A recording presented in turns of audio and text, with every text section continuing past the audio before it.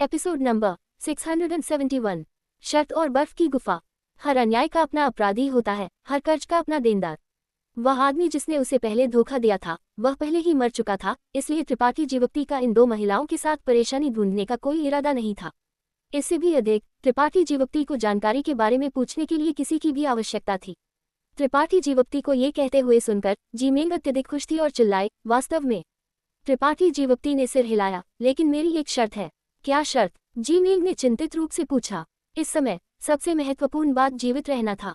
उसने पहले ही तय कर लिया था कि इस आदमी का अनुरोध कितना भी अत्यधिक क्यों न हो, जब तक कि वह झुयंग यू को चोट नहीं पहुंचाता वह सहमत होगी। क्या तुम्हें अपना जीवन बचाने के लिए खुद को मुझे नहीं सौंपना चाहिए? त्रिपाठी जीवप्ती ने अपनी ठोड़ी को रगड़ा और अपने चेहरे पर एक बुराई भरी मुस्कुराहट के साथ पूछा। जीमेंग का चेहरा अचानक उदासी भरा हो गया। हालांकि उसने मानसिक रूप से खुद को तैयार कर लिया था, उसने उम्मीद नहीं की थी कि यह आदमी वास्तव में ऐसा बेशर्म अनुरोध करेगा। उसका दिल गुस्से से भर गया, लेकिन उसने इसे अपने चेहरे पर दिखाने की हिम्मत नहीं की। मुश्किल से बर्फ क्रिस्टल भेड़िया के हमले का विरोध करने में सफल रही, क्योंकि उसने चिल्लाया, मुझे परवाह नहीं है, लेकिन यंग यू को छूने के बारे में सोचो भी मत। ओह! त्रिपाठी जीवप्ती ने कुछ आश्चर्य के साथ उसकी ओर देखा। वह केवल मजाक कर रहा था और वास्तव में इन दो महिलाओं के साथ कुछ भी करने का इरादा नहीं था। उनकी दूसरी बातचीत से ये दो महिलाएं बुरी लोग नहीं थीं, इसलिए अगर उसने उन्हें बचाया तो इससे कोई फर्क नहीं पड़ा। क्या तुम हमला करने वाले हो या नहीं? अगर तुम नहीं करते हो तो हम मर जाएंगे और तुम्हें कुछ नहीं मिलेगा। जीमेंग अब इसे और बर्दाश्त नहीं कर सकी। जबकि वह बोल रही थी, बर्फ क्रिस्टल भेड़िया का धैर्य पूरी तरह से समाप्त हो गया लगता था और उसके हमले अधिक से अधिक भयंकर हो गए। उसके और झुयंग यू के साधनों के साथ उनके लिए विरोध करना असंभव था। अगर त्रिपाठी जीवप्ती देखना जारी रखता तो वे निश्चित रूप से पीड़ित होंगी। यह आ रहा है। त्रिपाठी जीवप्ती ने सिर हिलाया और धीरे धीरे आकाश से नीचे उतरा। विशाल दानव जानवर दूर से उनकी ओर झपटा। उसके दांत अपने दांत निकाल रहे थे क्योंकि एक भयंकर बदबू ने उनकी नाक पर हमला किया। झुयंग यू डर से चिल्लाई, उसके चेहरे पर आंसू बह रहे थे। जैसे ही वह नहीं जानती थी कि क्या करना है, उसके शरीर ने अचानक हल्का महसूस किया और अगले पल उसने खुद को किसी के कंधे पर ले जाया जा रहा था। उसके आसपास का दृश्य तेजी से पीछे हट गया, जिससे वह डर से अपनी आंखें बंद कर लेने लगी। जीमेंग को भी यही हश्र झेलना पड़ा। उसके पास प्रतिक्रिया करने का समय भी नहीं था, इससे पहले कि उसे त्रिपाठी जीवप्ती ने पकड़ लिया। बिजली की तेज गति से आगे बढ़ते हुए ग्रेनेड बर्फ क्रिस्टल भेड़िया ने उनका पीछा किया, धीरे धीरे उनके बीच की दूरी बढ़ाता रहा। जीमेंग ने एक नजर डाली और आग्रह किया, जल्दी करो, ये पकड़ने वाला है। त्रिपाठी जीवप्ती ने गुस्से से फुसफुसाया, ये तुम्हारे लिए कहना आसान है, ये पहले ही मेरी सबसे तेज गति है। जीमेंग ने कुछ नहीं कहा। बर्फ क्रिस्टल भेड़िया को दूर और दूर जाते हुए देखकर उसने राहत की सांस लिए बिना नहीं रह सकी। थोड़ी देर बाद बर्फ क्रिस्टल भेड़िया ने आखिरकार पीछा करना बंद कर दिया और जगह पर रुक गया। उसने आकाश की ओर गर्जना की और उसकी गर्जना अनिच्छा और क्रोध से भर गई थी। विशाल बर्फीले पहाड़ों में कहीं त्रिपाठी जीवप्ती उसी जगह पर खड़ा था, ऊब कर देख रहा था, क्योंकि फटे कपड़ों वाली दो महिलाएं खुद को व्यस्त कर रही थी। वे बर्फ में रहने का बहुत अनुभव रखती थीं। उन्होंने जल्दी से बर्फ में एक गड्ढा खोदा। अंदर का हिस्सा विशाल था और बाहर का हिस्सा मजबूत था। ज्यादा देर बाद नहीं, एक बर्फ की गुफा बन गई। जीमेंग ने सतर्कता से त्रिपाठी जीवप्ती को पीछे देखा और कमजोरी से कहा, हम अपने कपड़े बदलने और कुछ उपचार औषधि लगाने जा रहे हैं। तुम यहाँ खड़े रहो और अंदर मत आओ। तुम्हें झांकने की भी अनुमति नहीं है, अन्यथा मैं तुम्हारी आंखें निकाल दूंगी। हे, तुम पहले ही मेरे लोगों में से एक मानी जाती हो, मेरे झांकने में क्या गलत है? त्रिपाठी जीवप्ती ने चिढ़ाया। तुम? जीमेंग अत्यधिक गुस्से में थी और एक पल के लिए अपने दांत पीस लिए, इससे पहले कि गुस्से से कहा, मुझे कोई आपत्ति नहीं है, लेकिन यंग यू को नहीं हो सकती। ऐसा कहकर दो महिलाएं एक के बाद एक बर्फ की गुफा में प्रवेश कर गईं। थोड़ी देर बाद एक सरसराहट की आवाज आई, जाहिर तौर पर वे अपने खूनी कपड़े उतार रही थी। त्रिपाठी जीवप्ती चकित था। उसने अचानक महसूस किया कि दूसरी पार्टी का अपने शब्दों से पीछे हटने का कोई इरादा नहीं लगता था। वह वास्तव में खुद को उसे नहीं सौंपेगी, है ना? त्रिपाठी जीवप्ती का चेहरा काली रेखाओं से भर गया था। अगर वह उसके साथ उलझ गया तो वह बड़ी परेशानी में होगा। वह वास्तव में पर्याप्त नीच था। उसने ऐसी शर्त कैसे पेश की हो सकती है? लगभग आधे घंटे तक इंतजार करने के बाद जीमेंग की आवाज अंदर से आए, तुम अब अंदर आ सकते हो। त्रिपाठी जीवप्ती मुस्कुराया और बर्फ की गुफा की ओर चला गया, इससे पहले कि अपना सिर झुकाए और प्रवेश करे। अंदर का हिस्सा वास्तव में बहुत विशाल था और यह बिल्कुल ठंडा या नम महसूस नहीं हुआ। इसके विपरीत बाहरी वातावरण की तुलना में इस बर्फ की गुफा ने एक गर्म भावना दी। दो महिलाएं पहले ही साफ कपड़े बदल चुकी थीं, जिससे त्रिपाठी जीवप्ती की आंखें चमक उठीं। जब वे पहली बार मिले तो उत्तम कुमार उनके सामने खड़ा था, इसलिए त्रिपाठी जीवप्ती ने उनकी उपस्थितियों पर ध्यान दिया था। जब वे दूसरी बार मिले तो वे रक्त से ढके हुए एक खराब स्थिति में थी, इसलिए वह उनके चेहरे स्पष्ट रूप से नहीं देख सका। अब उनकी ओर देखते हुए बड़ी वाली का एक गर्वित आंकड़ा और एक सुंदर चेहरा था, जबकि छोटी वाली उत्तम और अद्वितीय थी, काफी प्यारी थी।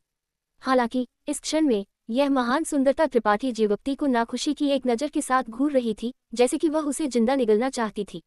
अपने दांत पीसते हुए छोटी सुंदरता किनारे पर सिकुड़ गई और डर से त्रिपाठी जीवक्ति को घूर रही थी, बहुत कमजोर दिखाई दे रही थी। नमस्ते, त्रिपाठी जीवक्ति ने उनका अभिवादन किया और उनके विपरीत पालथी मारकर बैठ गया। मैंने सोचा कि तुम मजबूत थे, लेकिन ये पता चलता है कि इस बर्फ क्रिस्टल भेड़िया के सामने तुम बस भाग सकते हो, जीमीन ने व्यंग्यात्मक रूप से कहा। पहले जब उसने त्रिपाठी जीवक्ति का शांत भाव देखा, सातवें स्तर दानव जानवर के सामने थोड़ा सा भी डर नहीं दिखाते हुए, यहाँ तक कि उसके साथ कैजुअली बातचीत करते हुए, जिमेंग ने गलती से सोचा कि उसके पास किसी प्रकार का असाधारण साधन था, लेकिन अंत में वह बहुत निराश थी। यह युवक बस थोड़ा तेज था, उसके पास इस बर्फ क्रिस्टल भेड़िया का सामने से सामना करने का साहस भी नहीं था। भले ही तुम नहीं भागे, मैंने तुम्हें बचाया, त्रिपाठी जीवक्ति ने परवाह नहीं की। अपरिचित बाहरी लोगों के सामने वह अपनी ताकत दिखाने के लिए तैयार नहीं था। एक सातवें स्तर दानव जानवर एक उत्कृष्ट के बराबर था। अगर उसने वास्तव में इन दो महिलाओं के सामने उसे मार दिया तो ये बहुत संभावना थी कि वह अपनी सच्ची युद्ध शक्ति को प्रकट करेगा। उनकी पहचानों और स्वभावों को निर्धारित करने से पहले त्रिपाठी जीवक्ति ऐसा जोखिम नहीं उठाएगा। कोई बात नहीं, हमें बचाने के लिए धन्यवाद, जिमेंग ने अचानक कहा। उसका भाव ईमानदार था, पहुंचकर और धीरे से झुयांगयू को छूते हुए। झुयांगयू अभी भी सदमे की स्थिति में थी, इसलिए उसकी प्रतिक्रिया अनिवार्य रूप से थोड़ी अतिरंजित थी, लेकिन जिमेंग के इरादों को महसूस करने के बाद वह शर्मा गई और फुसफुसाया, धन्यवाद। यह कुछ भी नहीं था, तुम्हारा स्वागत है। त्रिपाठी जीवक्ति बहुत बेहतर महसूस किए बिना नहीं रह सका। इसके अलावा पहले जो हुआ उसके बारे में हम तुमसे माफी मांगना चाहते हैं। जिमेंग ने अपना होंठ काटा और एक कड़वे भाव के साथ कहा, जब उत्तम कुमार ने तुमसे झूठ बोला तो हम तुम्हें चेतावनी देना चाहते थे, लेकिन हम तुम्हारी उत्पत्ति या बर्फानी पर्वत श्रृंखला में प्रवेश करने के तुम्हारे इरादों को नहीं जानते थे, नहीं हम तुम्हारी ताकत को जानते थे, इसलिए कोई बात नहीं, किसी को हमेशा दूसरों के खिलाफ सतर्क रहना चाहिए। त्रिपाठी जीवक्ति हंस पड़ा, वह व्यक्ति भी मर चुका है, यह मामला यही समाप्त होता है।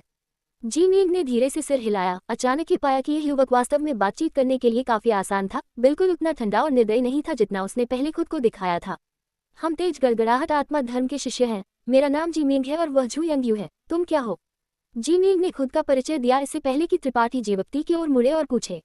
त्रिपाठी जीवक्ति ने अपना नाम बताया। तुम किस महान शक्ति से संबंधित हो? जिमेंग ने जिज्ञासा से पूछा। मैं किसी संप्रदाय से संबंधित नहीं हूँ, मैं एक अकेला हूँ। यह असंभव है। जिमेंग थोड़ा आश्चर्यचकित थी, तुम्हारे तरीकों को देखते हुए ऐसा नहीं लगता कि तुम किसी महान शक्ति से संबंधित नहीं हो। हालांकि तुम यहाँ सबसे शक्तिशाली व्यक्ति नहीं हो, तुम अभी भी काफी अच्छे हो।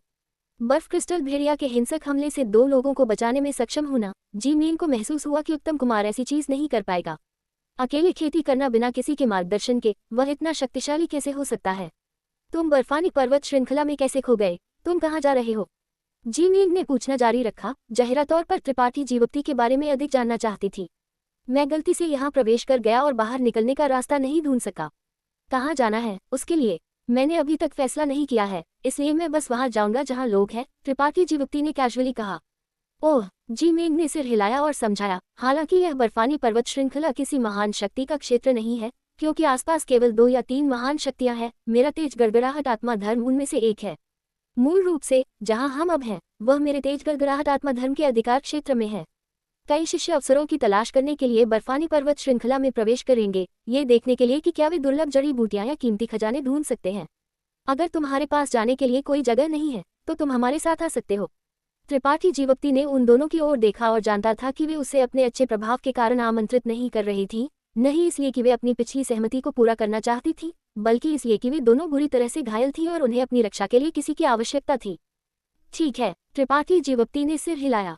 धन्यवाद। जिमेंग का भाव शांत हो गया क्योंकि उसके चेहरे पर एक चमकीली मुस्कान दिखाई दी।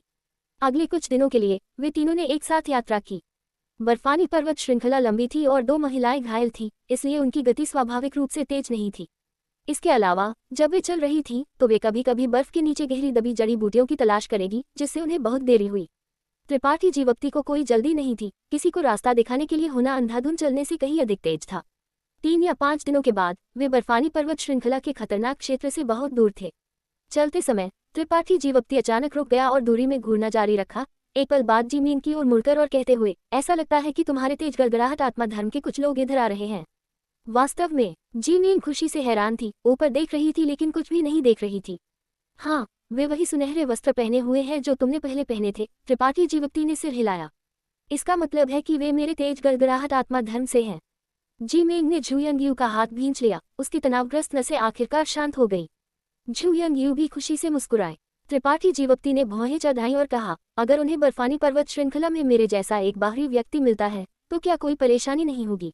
जी मेंग एक पल के लिए हैरान थी। इससे पहले कि कहा, इससे कोई फर्क नहीं पड़ता। जब तक तुम हमारे साथ हो तुम ठीक रहोगे।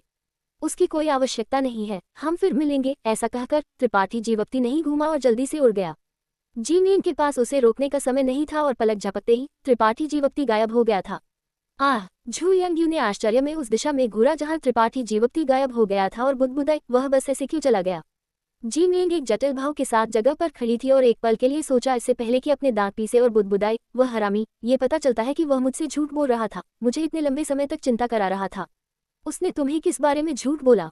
उसने कहा कि वह चाहता है कि मैं खुद को उसे समर्पित कर दूं। मैंने सोचा कि वह गंभीर था। जी मेंग का चेहरा लाल हो गया। अब ऐसा लगता था कि वे शब्द बस एक मजाक थे। अगर त्रिपाठी जीवक्ति के वास्तव में ऐसे इरादे होते तो वह बस ऐसे कैसे चला गया होता। वह एक अच्छा व्यक्ति है। झू यंगयू मुस्कुराई, क्या बड़ी बहन जी लुभाया गया है। उसके पीछे भागने में देर नहीं हुई है।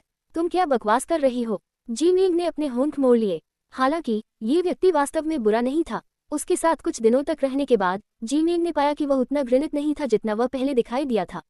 Episode number 672, Grand Boulder City. बर्फानी पर्वत श्रृंखला के किनारे पर ग्रैंड बोल्डर सिटी, ये कुछ हजार किलोमीटर के दायरे में एकमात्र शहर था। असंख्य कृषक आए और गए और यहाँ के विभिन्न व्यापार केंद्र और दुकानें बेहद लोकप्रिय थीं। तेज गड़गड़ाहट आत्मा धर्म बर्फानी पर्वत श्रृंखला के पास एकमात्र संप्रदाय नहीं था, 2 या 3 अन्य शक्तियां भी थीं जो यहाँ बस गई थी। ग्रैंड बोल्डर सिटी इन शक्तियों के लिए एक केंद्र के रूप में, स्वाभाविक रूप से विभिन्न कृषकों के बीच सामग्री का आदान प्रदान करने के लिए एक केंद्र के रूप में कार्य करता था। एक कृषक की खेती बंद दरवाजों के पीछे नहीं की जा सकती थी। इसके बजाय वे अक्सर बाहरी वस्तुओं पर भरोसा करते थे। गोलियां, कलाकृतियां, ये सभी बाहरी वस्तुओं की श्रेणी से संबंधित थीं। ये युद्ध में एक कृषक के लिए अपरिहार्य सहायता थी। जिसकी आवश्यकता नहीं थी उसे जिसकी आवश्यकता थी उसके लिए विनिमय करना, एक लेन देन स्वाभाविक रूप से होगा। जी मेंग और झू यंगयू से अलग होने के बाद त्रिपाठी जीवक्ति ग्रैंड बोल्डर सिटी पहुंचने से पहले 4 दिन तक चलता रहा। भीड़ को धक्का मुक्की करते हुए देखकर त्रिपाठी जीवक्ति ने एक खुश मुस्कान दिखाई। इस दौरान उसे अकेलेपन से मरने के लिए माना जा सकता था। वह किसी से बात करने के लिए नहीं ढूंढ रहा था। ये बस इतना था कि इस विशाल बर्फानी पर्वत श्रृंखला में 10,000 किलोमीटर के लिए कोई नहीं था, यहाँ तक कि थोड़ा सा भी जीवन शक्ति नहीं थी जिससे वह थोड़ा उदासी भरा महसूस कर रहा था। शहर के द्वार पर गार्ड की वर्दी पहने कई कृषक थे जो गुजरने वाले यात्रियों का निरीक्षण कर रहे थे। जब त्रिपाठी जीवक्ति की बारी आई तो त्रिपाठी जीवक्ति ने पहले प्रवेश कर चुके लोगों से सीखा और चुपचाप गार्ड को एक क्रिस्टल स्टोन फिसला दिया। गार्ड ने क्रिस्टल स्टोन को बिना कोई निशान छोड़े रख लिया और त्रिपाठी जीवक्ति को एक सार्थक झलक दी इससे पहले कि एक तरफ हो जाए। बहुत धन्यवाद। त्रिपाठी जीवक्ति मुस्कुराया और ग्रैंड बोल्डर सिटी में कदम रखा। ग्रैंड बोल्डर सिटी में केवल आसपास की शक्तियों के कृषक ही नहीं थे बल्कि दुनिया भर से कृषक भी थे। क्योंकि यह जगह बर्फानी पर्वत श्रृंखला के अगले थी, इसने कुछ आत्मा घास और आत्मा औषधियां उत्पादित की जो केवल अत्यधिक ठंडी परिस्थितियों में उगाई जा सकती थी। कई कृषकों को इनकी आवश्यकता थी। ग्रैंड बोल्डर सिटी ने किसी को मना नहीं किया, लेकिन अगर कोई जांच नहीं करवाना चाहता था तो उन्हें क्रिस्टल स्टोन सौंपना पड़ता था। ये ग्रैंड बोल्डर सिटी के पैसे कमाने के मुख्य तरीकों में से एक था। शहर में असंख्य दुकानें ग्रैंड बोल्डर सिटी की आय का मुख्य स्रोत थीं। ग्रैंड बोल्डर सिटी में इन दुकानों के मालिक ज्यादातर आसपास की कई शक्तियों के शिष्य थे और बहुत कम बाहरी लोग यहाँ के व्यवसाय में शामिल हो पाए थे। त्रिपाठी जीवक्ति के कदम हल्के और तेज थे क्योंकि वह दुकानों के आसपास घूमता रहा, उसे आवश्यक जड़ी बूटियां खरीदता रहा। हालांकि त्रिपाठी जीवक्ति ने छोटे सीलबंद संसार को छोड़ने से पहले अपने अधिकांश क्रिस्टल स्टोन प्राचीन दानव कबीले को दे दिए थे, उसके पास अभी भी बहुत कुछ बचा था। क्रिस्टल स्टोन की यह राशि एक अकेले व्यक्ति के लिए अभी भी काफी थी। त्रिपाठी जीवक्ति संत स्तर की गोली को परिष्कृत करने के लिए आवश्यक सामग्रियों पर भी ध्यान दे रहा था।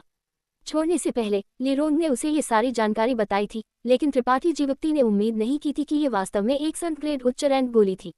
अभी वह मुश्किल से एक उच्च ग्रेड आत्मा ग्रेड गोली को परिष्कृत कर सकता था, लेकिन उसके और एक उच्च ग्रेड संत ग्रेड गोली के बीच अभी भी एक बड़ा अंतर था। रास्ते में कई दर्जन दुकानें साफ करने के बाद त्रिपाठी जीवक्ति की फसल काफी प्रचुर थी। काली किताब के स्थान के अंदर विभिन्न प्रकार की जड़ी बूटियां ढेर हो गई।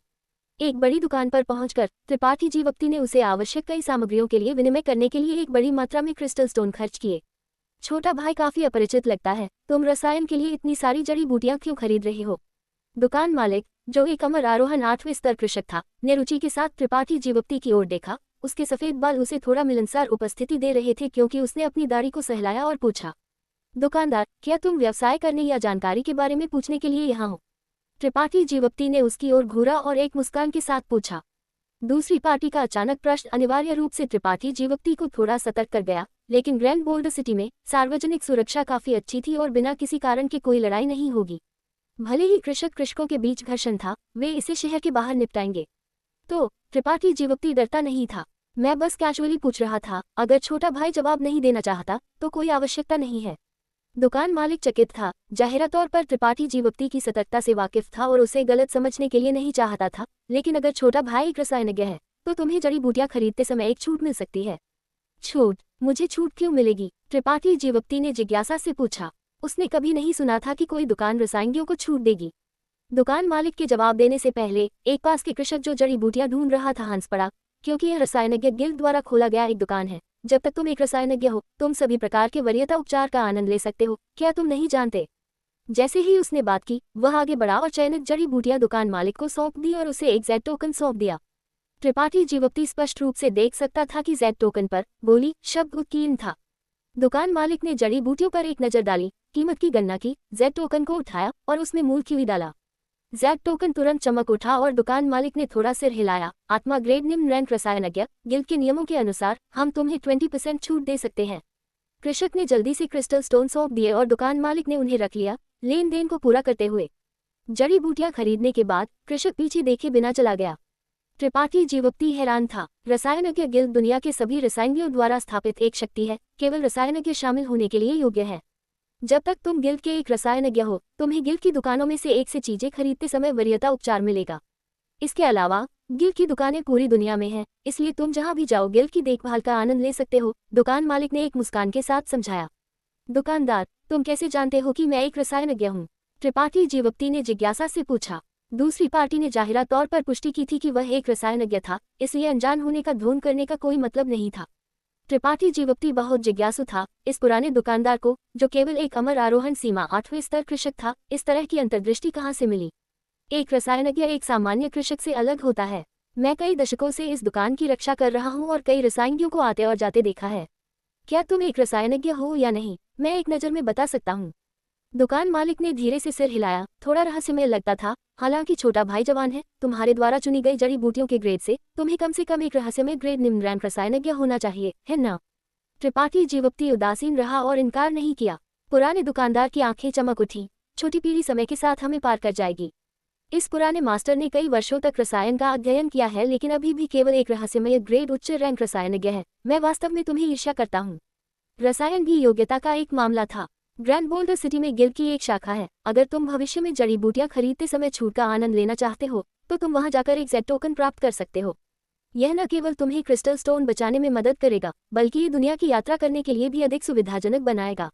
रसायनियों को हर जगह महत्व दिया जाता है। मूल रूप से कोई भी तुम्हारे साथ परेशानी नहीं ढूंढेगा, पुराने दुकानदार ने एक मुस्कान के साथ कहा। सलाह के लिए बहुत धन्यवाद। त्रिपाठी जीवप्ती ने अपने हाथों को जोड़ा। तुम्हारा स्वागत है। दुकान से बाहर निकलते हुए त्रिपाठी जीवप्ती सोच में पड़ गया। यह अस्वीकार्य था कि पुराने दुकानदार के शब्दों ने उसे हिला दिया था। छूट पर जड़ी बूटियां खरीदने में सक्षम होना केवल एक कारण था। हालांकि उसके हाथ में अभी बहुत सारे क्रिस्टल स्टोन थे। ये चीजें एक दिन समाप्त हो जाएंगी, इसलिए उसे जितना हो सके बचाना पड़ा। त्रिपाठी जीवप्ती को सबसे अधिक परवाह थी कि रसायनियों को किसी भी महान शक्ति द्वारा महत्व दिया जा सकता है। टोंगहुआन क्षेत्र में आने के बाद त्रिपाठी जीवप्ती की एकमात्र इच्छा सुयान और उसकी छोटी वरिष्ठ बहन को ढूंढना था। हालांकि ये दुनिया इतनी विशाल थी कि उसके लिए अपनी खुद की ताकत से उन्हें ढूंढना असंभव था। केंद्रीय राजधानी के विपरीत, जहां उसने उपलब्ध सहायकों की एक बड़ी संख्या को इकट्ठा किया था, वह किसी को भी ढूंढ सकता था जिसे वह चाहता था, और जो कुछ भी वह चाहता था कर सकता था। यहाँ वह केवल खुद पर भरोसा कर सकता था। जब शुइलिंग और युनहुआन ने उसे जल आत्मा मंदिर या बोल्ड इंडिपेंडेंट यूनियन में शामिल होने के लिए आमंत्रित किया, तो त्रिपाठी जीवप्ती रसायन को नहीं जानता था, इसलिए उसने विनम्रता से उनकी दया को अस्वीकार कर दिया। क्योंकि त्रिपाठी जीवप्ती सुयान और अन्य को ढूंढने के लिए अपनी खुद की ताकत पर भरोसा करना चाहता था। लेकिन अब ऐसा लगता था कि यह विचार थोड़ा अवास्तविक था। क्या वह कुछ महान शक्ति के साथ शरण लेने के लिए एक रसायनज्ञ के रूप में अपनी स्थिति का उपयोग कर सकता था और उन्हें ढूंढने में मदद करने के लिए कह सकता था? एक सराय के अंदर त्रिपाठी जीवप्ती ने रसायनज्ञ गिल्ड में जाने और एक जेड टोकन प्राप्त करने का फैसला करने से पहले लंबे समय तक इसके बारे में सोचा। यह जैड टोकन अकेले उसे बहुत परेशानी से बचा सकता था, इसलिए ये त्रिपाठी जीवप्ती के ध्यान के योग्य था। ग्रैंड बोल्डर सिटी के आसपास पूछने के बाद त्रिपाठी जीवप्ती ने जल्द ही रसायनज्ञ गिल्ड का स्थान ढूंढ लिया। भव्य रसायनज्ञ गिल्ड के सामने त्रिपाठी जीवप्ती लंबे समय तक खड़ा रहा और सिर हिलाया। हालांकि उसने लंबे समय से सुना था कि रसायनज्ञ अमीर लोगों का एक समूह थे, त्रिपाठी जीवप्ती ने उम्मीद नहीं की थी कि वे इस सीमा तक अमीर होंगे। पूरा रसायनज्ञ गिल्ड बाहर से ग्रैंड बोल्डर सिटी की अन्य इमारतों से बहुत अलग था, एक समृद्ध आभा उत्सर्जित करता था। महल के बाहर दुर्लभ अयस्कों से तराशे गए पक्षी और जानवर हल्के ऊर्जा उतार चढ़ाव देते थे। जाहिर तौर पर वे सभी शक्तिशाली आत्मा सरणियों के साथ उत्कीर्ण थे। अगर किसी ने इस इमारत के बारे में कोई विचार करने की हिम्मत की तो उन्हें निश्चित रूप से एक बड़ा नुकसान झेलना पड़ेगा। जहां तक आंख देख सकती थी, संघ का आंतरिक भाग भी मोटी लाल कालीनों से ढका हुआ था। हर जगह चमकदार और पारदर्शी रत्नों से सजाया गया था। कभी कभी रसायनज्ञ प्रवेश करेंगे और छोड़ेंगे, लेकिन उन सभी के चेहरे पर अभिमानी और उदासीन दिखावट थी, जैसे कि वे किसी प्रकार के बड़े शॉट थे। एक शीर्ष पायदान रसायनज्ञ पूरे देश को प्रतिद्वंद्वी करने के लिए पर्याप्त अमीर हो सकता था और एक सम्मानित स्थिति थी। ये एक किंवदंती नहीं थी, ये एक वास्तविक चीज थी। केंद्रीय राजधानी में रसायनज्ञ और कलाकृति शोधक अपेक्षाकृत महान अस्तित्व थे, लेकिन टोंगहुआन क्षेत्र में यह अस्पष्ट बड़प्पन कई गुना बढ़ाया गया लगता था। लड़के, तुम क्या देख रहे हो? एक गुस्से से चिल्लाहट अचानक गूंज उठी, क्योंकि एक बड़ी दाढ़ी वाले आदमी ने त्रिपाठी जीवप्ती की ओर घूरा और चिल्लाया, तुम किस महान शक्ति से संबंधित हो? क्या तुम नहीं जानते कि तुम कहाँ हो? नमस्ते। त्रिपाठी जीवप्ती का भाव अपरिवर्तित रहा, क्योंकि उसने थोड़ा सिर हिलाया। मैं एक रसायनज्ञ जैड टोकन प्राप्त करना चाहता हूँ। एक जैड टोकन प्राप्त करो? तुम एक रसायनज्ञ हो? बड़ा आदमी हैरान था जब उसने ये सुना और त्रिपाठी जीवप्ती पर अपनी दैवीय चेतना को स्वीप किया। लंबे समय के बाद उसने थोड़ा सिर हिलाया। हाँ, बुरा नहीं, तुम्हारे शरीर में एक यांग विशेषता सच्चा की हुई है, इसलिए तुम्हें रसायन करने में सक्षम होना चाहिए। तुम बहुत जवान हो, क्या तुमने अभी अध्ययन करना शुरू नहीं किया है? हाँ, मैं लंबे समय से अध्ययन नहीं कर रहा हूँ। त्रिपाठी जीवप्ती मुस्कुराया और सिर हिलाया। अच्छा, अंदर आओ। बड़ा आदमी ने अपना सिर झुका दिया और अंदर चलने से पहले इशारा किया। त्रिपाठी जीवप्ती ने जल्दी से पीछा किया। रास्ते में त्रिपाठी जीवप्ती चकित था। बाहर से रसायनज्ञ गिल्ड काफी अद्भुत लगता था, लेकिन प्रवेश करने के बाद उसने महसूस किया कि यह धन से भरी हुई एक जगह थी। ये जानने के बाद कि त्रिपाठी जीवप्ती भी एक रसायनज्ञ था, बड़े आदमी ने उसके प्रति अपने अवमाननापूर्ण रवैया को थोड़ा नियंत्रित किया, लेकिन वह बहुत आसान भी नहीं था। रास्ते में चिल्लाते हुए, चूंकि तुम रसायनज्ञ गिल्ड के एक सदस्य बनना चाहते हो, जब तक तुम हमारी परीक्षा पास करते हो, तुम वह जैड टोकन प्राप्त कर सकते हो जो तुम चाहते हो, लेकिन तुम्हें याद रखना चाहिए, भले ही तुम एक आधिकारिक रसायनज्ञ बन जाओ, तुम्हें मानवता के लिए हानिकारक कुछ भी करने की अनुमति नहीं है। अगर तुम दानव जाति के एक दानव दौड़ सदस्य के लिए रसायन करने की हिम्मत करते हो, तो गिल्ड को तुम्हें साफ करने के लिए दोष मत देना। अहम, निश्चित रूप से, त्रिपाठी जीवप्ती ने जल्दी से कहा।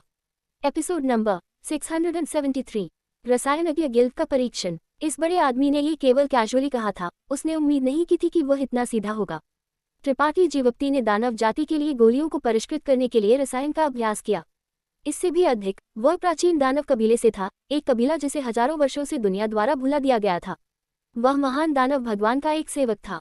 रसायनज्ञ गिल्ड के अंदर एक हल्की औषधीय सुगंध हवा को भर रही थी। समय समय पर त्रिपाठी जीवप्ती पक्ष के कमरों से गर्म मूल क्यूई को बहते हुए महसूस कर सकता था। संभवतः रसायनज्ञ लगन से रसायन कर रहे थे। बड़े आदमी के पीछे एक अपेक्षाकृत दूर के कमरे तक जाने के बाद बड़े आदमी ने उसे पीछे छोड़ दिया और कहा, यहाँ इंतजार करो, कोई थोड़ी देर में तुम्हारा अभिवादन करने आएगा। त्रिपाठी जीवप्ती ने थोड़ा सिर हिलाया और केयरलेसली बैठने के लिए एक कुर्सी ढूंढ ली। कमरा बड़ा नहीं था और अंदर ज्यादा फर्नीचर नहीं था, इसलिए ये काफी खाली था। त्रिपाठी जीवप्ती ने पूरे 2 घंटे तक इंतजार किया, और जैसे ही वह अधीर होने वाला था, उसने जल्दबाजी में कदमों की आवाज सुनी। जल्द ही दरवाजा धक्का दिया गया और एक बदसूरत भाव वाली एक महिला अंदर चली गई। त्रिपाठी जीवप्ती को ऊपर और नीचे देखते हुए उसने पूछा, क्या तुम वह हो जो रसायनज्ञ गिल्ड में शामिल होना चाहता है? त्रिपाठी जीवप्ती ने सिर हिलाया, खड़ा हुआ और पूछा, क्या हम अब परीक्षण शुरू कर सकते हैं? तुम कितने समय से रसायन का अध्ययन कर रहे हो? महिला ने भौहें चढ़ाईं, जाहिर तौर पर थोड़ी नाखुश थी, क्योंकि उसने ठंडे रूप से पूछा।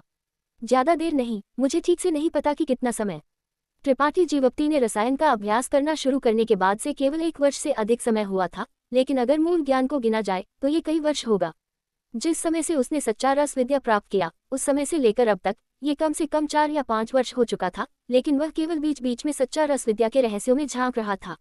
इस महिला के ऐसे प्रश्न पूछने के साथ उसे पता नहीं था कि कैसे जवाब देना है। जानबूझकर रहस्यमय, महिला ने ठंडे रूप से फुसफुसाया, कुछ असंतुष्ट थी कि त्रिपाठी जीवप्ती ने उसके प्रश्न का सीधा जवाब नहीं दिया।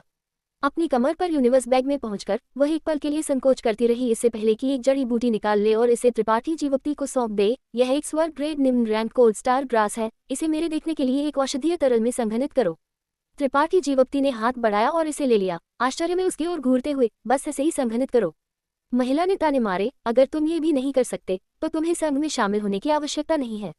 क्या तुम सोचते हो कि संघ बस किसी को भी स्वीकार करेगा? केवल स्वर्ग ग्रेड रसायनज्ञ और उससे ऊपर अपने खुद के Z टोकन रखने के लिए योग्य थे। जल्दी करो, मुझे जल्दी है। जैसे ही उसने बात की, उसने बुदबुदाया, मास्टर वास्तव में बहुत अधिक है। इतना जवान लड़का, क्या वो बस उसे बाहर नहीं भगा सकता? मेरा कीमती समय बर्बाद कर रहा है। जब त्रिपाठी जीवप्ती ने ये सुना तो वह हंसने में मदद नहीं कर सका। उसे ये भी समझ में आया कि इस महिला के चेहरे पर एक नाखुश भाव खिल था। ये पता चला कि उसके आगमन ने उसके परिष्करण के समय में देरी की थी। जब एक रसायनज्ञ गोलियां बना रहा था तो परेशान होना एक वर्जित था, इसलिए त्रिपाठी जीवप्ती समझ सकता था कि महिला नाखुश क्यों थी। हालांकि उसके शब्दों और व्यवहार ने स्पष्ट रूप से दिखाया कि वह उसे नीचा दिखा रही थी, जिसने त्रिपाठी जीवप्ती को थोड़ा असहाय महसूस कराया। उसने शायद सोचा कि उसने वास्तव में अभी रसायन सीखना शुरू किया था। ऐसा सोचकर त्रिपाठी जीवप्ती ने अपनी मूल क्यूई को संचालित करना शुरू किया। इसे अपने हाथ में कोल्ड स्टार ग्रास के चारों ओर लपेट दिया और जड़ी बूटी में अपनी मूल क्यूई इंजेक्ट की। जल्द ही एक हल्की सुगंध हवा को भर गई और महिला ने आखिरकार अपनी अवमानना की नज़र वापस ले ली और त्रिपाठी जीवप्ती के हाथों के आंदोलनों पर ध्यान केंद्रित किया। कोल्ड स्टार ग्रास पिघल गई लगती थी, पूरी तरह से एक तरल में बदल गई। मूल क्यूई के प्रभाव में ये त्रिपाठी जीवप्ती की हथेली के ऊपर तैर रहा था। अशुद्धियों की एक लटकन बचकर वाष्पित हो रही थी। जैसे जैसे समय बीता, एक स्वर्ग ग्रेड निम्न रैंक कोल्ड स्टार ग्रास को तेजी से एक औषधीय तरल में संघनित किया गया, एक जीवंत पन्ना हरा रंग। त्रिपाठी जीवप्ती के कौशल और तकनीक के साथ उसके लिए स्वर्ग ग्रेड जड़ी बूटियों को संघनित करना आसान था। एक गोली भट्टी या आत्मा सरनी के बिना भी वह अभी भी अशुद्धियों से छुटकारा पा सकता था। बस कुछ सांसों के समय में औषधीय तरल ने आकार ले लिया था।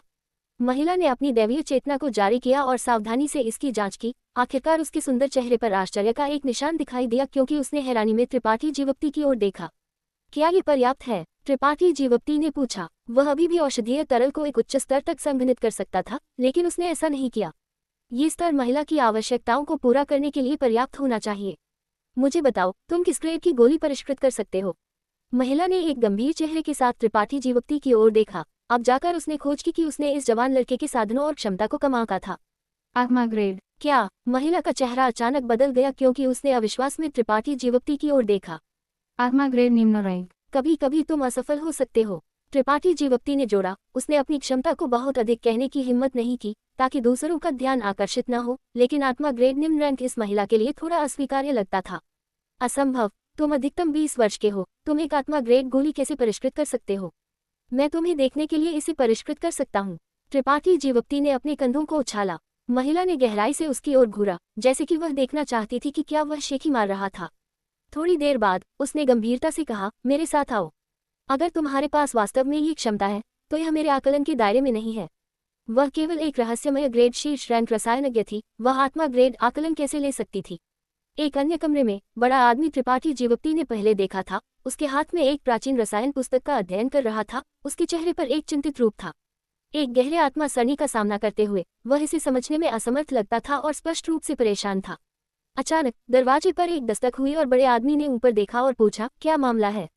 मास्टर, महिला ने धीरे से बाहर बुलाया। यह उस जवान आदमी के बारे में है जो अभी संघ में शामिल होना चाहता था। ओह, क्या उसने परीक्षण पास कर लिया? बड़े आदमी ने पूछा। नहीं, अगर उसने नहीं किया तो मुझे परेशान मत करो, जाओ अपना खुद का रसायन परिष्कृत करो। महिला ने अपने दांत पीस लिए और अचानक दरवाजा खोल दिया। त्रिपाठी जीवप्ती चकित था। महिला तूफान की तरह कमरे में चली गई, जिससे बड़ी दाढ़ी वाले आदमी ने गुस्से से मेज को थपथपाया। तुम्हारी हिम्मत कैसे हुई अपने मास्टर के आदेशों को नजरअंदाज करने की? क्या तुम अब भी मुझे अपनी आंखों में अपना मास्टर मानती हो? महिला ने फुसफुसाया और अपने कूल्हों पर हाथ रख लिए। उसके चेहरे पर चिड़चिड़ापन का एक रूप था, क्योंकि उसने कहा, मास्टर, क्या आपने नहीं कहा था कि उस आदमी ने अभी रसायन सीखना शुरू किया था? हाँ, क्या समस्या है? फिर वह एक आत्मा ग्रेड गोली क्यों परिष्कृत कर सकता है? मैंने उसे परीक्षण करने के लिए एक स्वर्ग ग्रेड निम्न रैंक कोल्ड स्टार ग्रास का भी उपयोग किया। ये बहुत शर्मनाक है। बड़ा आदमी चकित था। वह एक आत्मा ग्रेड गोली परिष्कृत कर सकता है? असंभव, तुम छोटी लड़की फिर से मुझसे झूठ बोल रही हो। मैं उसे यहाँ लाई हूँ। क्या उसके पास ये क्षमता है या नहीं, तुम खुद सत्यापित कर सकते हो। महिला ने बाहर इशारा किया और त्रिपाठी जीवप्ती ने खुद को तैयार किया और अंदर चला गया। बड़ा आदमी ने एक गरिमापूर्ण नजर के साथ त्रिपाठी जीवप्ती की ओर घूरा और चिल्लाया, तुम सोचते हो कि तुम एक आत्मा ग्रेड गोली परिष्कृत कर सकते हो? त्रिपाठी जीवप्ती ने गंभीरता से सिर हिलाया। बड़े आदमी का भाव अचानक गंभीर हो गया क्योंकि उसने उदासी से कहा, लड़के, तुम्हें जानने की जरूरत है कि यह रसायनज्ञ गिल्ड है। कोई फर्क नहीं पड़ता कि तुम किस शक्ति से आते हो, अगर तुम यहाँ बकवास करने की हिम्मत करते हो तो तुम यहाँ से जीवित नहीं जाओगे। त्रिपाठी जीवप्ती ने अपना माथा रगड़ा, एक सिरदर्द आते हुए महसूस किया। वह बस एक ज़ैड टोकन प्राप्त करना चाहता था, उसने उम्मीद नहीं की थी कि इतने सारे उतार चढ़ाव होंगे। भूल जाओ, मैं एक ज़ैड टोकन प्राप्त नहीं करूंगा। मैं तुम्हें परेशान करने के लिए माफी चाहता हूँ, अलविदा। तुम्हारी हिम्मत कैसे हुई? बड़े आदमी ने गर्जना की, उसकी आवाज़ एक घंटी की तरह थी क्योंकि उसने ताने मारे। क्या तुम सोचते हो कि रसायनज्ञ गिल्ड एक जगह है जहां तुम और जा सकते हो जैसे तुम चाहते हो? दोषी महसूस करना व्यर्थ है। मैं तुम्हारे लिए सामग्रियों को तैयार करूंगा और देखूंगा कि तुम एक आत्मा ग्रेड गोली कैसे परिष्कृत कर सकते हो। अगर तुम मुझे संतुष्ट नहीं कर सकते, हे, मैं भी जानना चाहती हूँ कि क्या तुम्हारे पास वास्तव में ये क्षमता है। महिला ने भी किनारे से त्रिपाठी जीवप्ती की ओर देखा। त्रिपाठी जीवप्ती ने एक गहरी सांस ली, अत्यधिक असहाय महसूस कर रहा था। मीना, अपनी आत्मा ग्रेड सामग्रियां निकालो। बड़े आदमी ने त्रिपाठी जीवप्ती की ओर घूरा और महिला को आदेश दिया। महिला ने धीरे से सिर हिलाया और अपने यूनिवर्स बैग में चारों ओर झांका। जल्द ही कमरे में मेज पर आत्मा ग्रेड सामग्रियों का एक ढेर दिखाई दिया। बड़े आदमी ने फिर से अपना हाथ बढ़ाया और उसके हाथ में एक सिर के आकार की भट्ठी दिखाई दी। त्रिपाठी जीवप्ती की ओर देखते हुए उसने कहा, यह मेरी खुद की भट्ठी है। मैंने 8 साल तक सामग्रियों को इकट्ठा किया और एक संत ग्रेड कलाकृति शोधक को इसे परिष्कृत करने के लिए कहा। ये एक गोली को सफलतापूर्वक परिष्कृत करने की संभावना को बहुत बढ़ा सकता है। यह मत कहो कि मैंने तुम्हारी देखभाल नहीं की। अगर तुम इस भट्ठी के साथ एक आत्मा ग्रेड गोली परिष्कृत नहीं कर सकते तो तुम बस अपने सिर के लुढ़कने का इंतजार कर सकते हो। ऐसा कहकर उसने भट्ठी को फेंक दिया। त्रिपाठी जीवप्ती ने इसे पकड़ लिया, इसे अपने हाथ में तौला और संतुष्टि के साथ सिर हिलाया।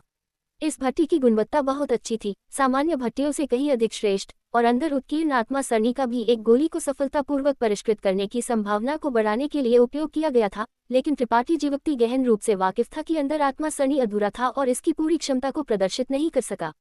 यहाँ आत्मा ग्रेड सामग्रियों के 5 सेट हैं। अगर तुम 3 सेट परिष्कृत कर सकते हो तो मैं मानूंगा कि तुमने परीक्षण पास कर लिया है।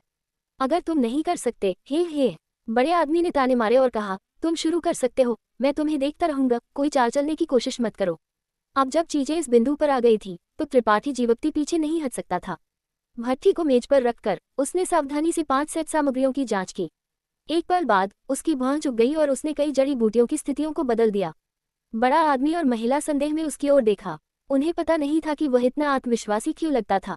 इसके अलावा 5 सेट सामग्रियां सबसे अच्छी थी, तो वह उनमें से कई की स्थितियों को कैजुअली कैसे बदल सकता था।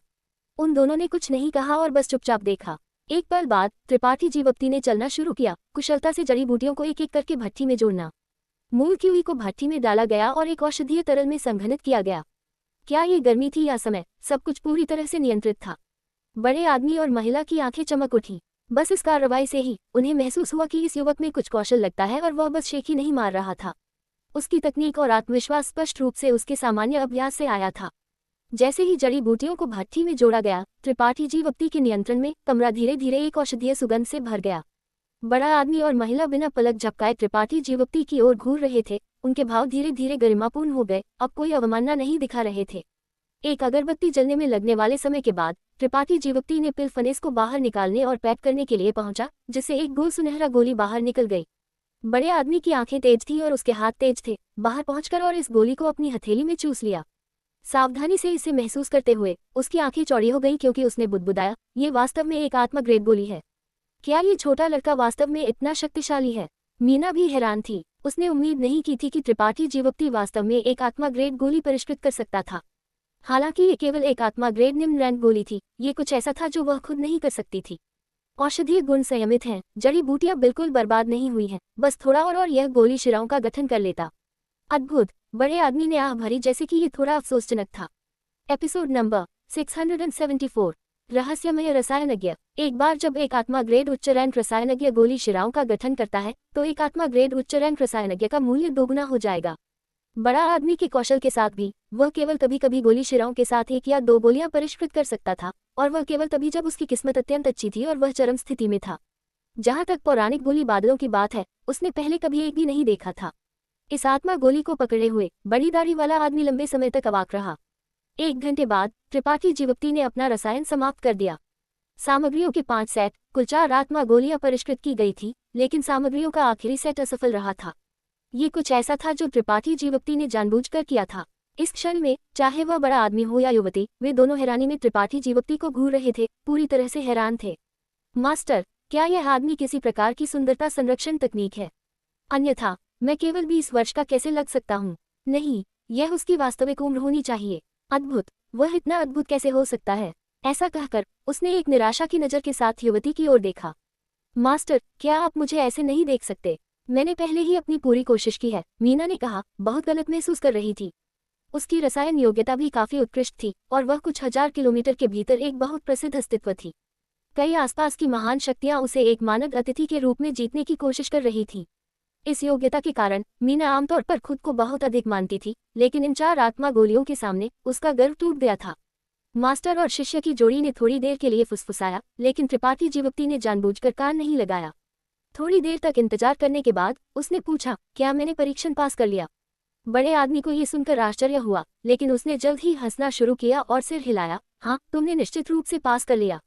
फिर मेरा Z टोकन, चिंता मत करो, Z टोकन तुम्हें निश्चित रूप से दिया जाएगा, लेकिन उससे पहले तुम्हें किसी से मिलने की आवश्यकता है।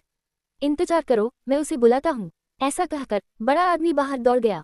अचानक कमरे में केवल त्रिपाठी जीवक्ति और युवती छोड़ दिए गए। त्रिपाठी जीवक्ति अवाक था। तुम वास्तव में लोगों को तुम्हें एक नई रोशनी में देखने के लिए मजबूर करते हो।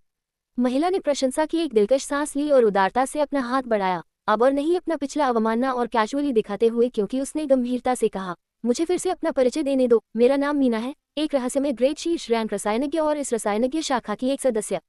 त्रिपाठी जीवक्ति हंस पड़ा और धीरे से उसका हाथ हिलाया। तुम कहाँ से आए हो? मीना ने जिज्ञासा से पूछा। पश्चिम में। मीना ने उसकी ओर देखा और एक मुस्कान में अपने होंठ मोड़ लिए।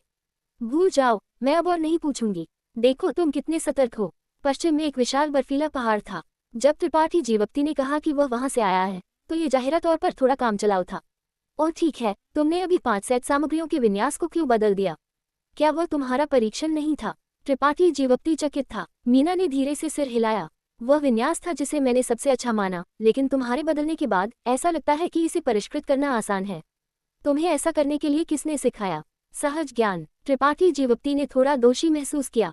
उसने बस अभी इसके बारे में ज्यादा नहीं सोचा था और सोचा था कि दूसरी पार्टी ने जानबूझकर गलत जड़ी बूटियां डाली थीं ताकि उसके कौशल का परीक्षण किया जा सके, लेकिन ये पता चला कि ऐसा नहीं था। तुमने ऐसा क्यों किया? गोली नुस्खा मेरे मास्टर ने मुझे सिखाया है, ऐसा नहीं है? क्या मास्टर की गोली नुस्खा में कुछ गलत है? मीना ने भौहें चढ़ाईं। त्रिपाठी जीवक्ति ने एक पल के लिए इसके बारे में सोचा और इसे छिपाने की कोशिश नहीं की, सावधानी से उसे समझाया। मीना की आंखें चमक उठी क्योंकि उसने सुना और सिर हिलाया, अचानक महसूस किया कि उसने बहुत कुछ सीखा है। जबकि वे दोनों कमरे के अंदर गोली नुस्खा की सटीकता और कठोरता पर चर्चा कर रहे थे, बाहर बड़ा आदमी और दूसरा आदमी सुनने के लिए रुक गए, और जितना अधिक उन्होंने सुना वे उतने ही अधिक आश्चर्यचकित हो गए, क्योंकि उन्होंने भी गोली नुस्खा को बदलने के बारे में नहीं सोचा था, लेकिन इसे बदलने के बाद उन्होंने पाया कि यह मूल नुस्खा से कहीं अधिक बेहतर था। कम से कम अगर उन्होंने परिष्कृत करने के लिए त्रिपाठी जीवक्ति के तरीके का उपयोग किया, तो वे कई अनावश्यक असफलताओं से बच सकते थे, एक गोली को सफलतापूर्वक परिष्कृत करने की संभावना को बढ़ा सकते थे और जड़ी बूटियों की औषधीय क्षमताओं को पूरी तरह से प्रदर्शित कर सकते थे। तुमने इस छोटे लड़के को कहाँ ढूंढा? आदमी ने बड़ी दाढ़ी वाले आदमी से पूछा। उसने खुद को हमें सौंप दिया। बड़ा आदमी ने कंधे उछाल दिए। क्या तुमने एक खजाना उठाया? दूसरे आदमी ने इनकार नहीं किया, बस दरवाजा धक्का दिया और अंदर चला गया। दरवाजा खुलने की आवाज सुनकर जीवक्ति ने जल्दी से अपना सिर घुमाया और देखा, केवल दाढ़ी वाले बड़े आदमी और एक उत्कृष्ट आभा वाले दूसरे बूढ़े आदमी को एक साथ अंदर चलते हुए देखने के लिए। मीना ने जल्दी से उनका परिचय त्रिपाठी जीवक्ति से कराया। ये बूढ़ा आदमी दू है। बूढ़ा आदमी दू इस जगह का मालिक है, एक संत ग्रेड निम्न रैंक रसायनज्ञ। त्रिपाठी जीवक्ति सम्मान की एक भावना महसूस किए बिना नहीं रह सका और जल्दी से झुक गया। दूवान मुस्कुराया और सिर हिलाया। छोटे दोस्त को इतना विनम्र होने की आवश्यकता नहीं है, हम सभी भविष्य में परिवार होंगे। यह मेरे मास्टर है, एक आत्मा ग्रेड उच्च रैंक रसायनज्ञ। ये शोभ ने त्रिपाठी जीवक्ति पर मुस्कुराया। बैठ जाओ, बूढ़ा आदमी दू ने इशारा किया। सबके बैठने के बाद मीना कहीं से सुगंधित चाय के कुछ कप बाहर लाए और उन्हें परोसा। बूढ़ा आदमी दू ने एक घूंट लिया इससे पहले कि मुस्कुराए। मैं यहाँ आने के छोटे दोस्त के उद्देश्य को समझता हूँ। एक आत्मा ग्रेड गोली को परिष्कृत करने में सक्षम होना, तुम वास्तव में अपने खुद की Z टोकन रखने के लिए योग्य हो। ये बूढ़ा मास्टर Z टोकन प्रस्तुत करेगा जो तुम्हारे लिए एक रसायनज्ञ के रूप में तुम्हारी स्थिति को दर्शाता है। बहुत धन्यवाद। त्रिपाठी जीवक्ति ने सिर हिलाया। क्या ये बूढ़ा मास्टर पूछ सकता है, छोटे दोस्त का मास्टर कौन है? ऐसा पूछते हुए दूवान ने एक जलती हुई नज़र के साथ त्रिपाठी जीवक्ति की ओर घूरा। ये शोम की रिपोर्ट सुनने के बाद दूवान ने केवल थोड़ा महसूस किया कि यह युवक सरल नहीं था, लेकिन प्रवेश द्वार पर उसकी कई अद्वितीय अंतर्दृष्टि सुनने के बाद दूवान ने तुरंत महसूस किया कि त्रिपाठी जीवक्ति असाधारण था। यहाँ तक कि वह भी उन अंतर्दृष्टि के पीछे के गहरे अर्थ को नहीं समझता था, तो एक छोटा लड़का उन्हें कैसे समझ सकता था। एकमात्र संभावना ये थी कि कोई पीछे से उसका मार्गदर्शन कर रहा था। दूवान वास्तव में जानना चाहता था कि कौन सा रसायनज्ञ ऐसे शिष्य को सिखा सकता था। इतनी कम उम्र में उसकी खेती पहले ही चरम अमर आरोहण सीमा तक पहुंच चुकी थी और वह एक आत्मा ग्रेड रसायनज्ञ भी था। ये किस प्रकार का पृथ्वी को हिलाने वाला मास्टर था। हालांकि बूढ़ा आदमी दो एक संत ग्रेड रसायनज्ञ था और एक अत्यधिक सम्मानित स्थिति थी, फिर भी उसके ऊपर कुछ रसायनज्ञ थे। उन पुराने राक्षसों का उल्लेख नहीं करना जो साल भर पहाड़ों और जंगलों में एकांत में रहते थे। ये पुराने राक्षस दर्जनों या सैकड़ों वर्षों तक दिखाई नहीं दे सकते थे, लेकिन उनमें से हर एक स्वर को धिक्कारने वाले साधनों और दिव्य तकनीक वाला एक आदमी था, जिससे दूसरों के लिए अंदाजा लगाना असंभव हो गया। इसके अलावा आश्चर्यजनक खेती वाले ये पुराने राक्षस अपने खुद के लिए बहुत सुरक्षात्मक थे।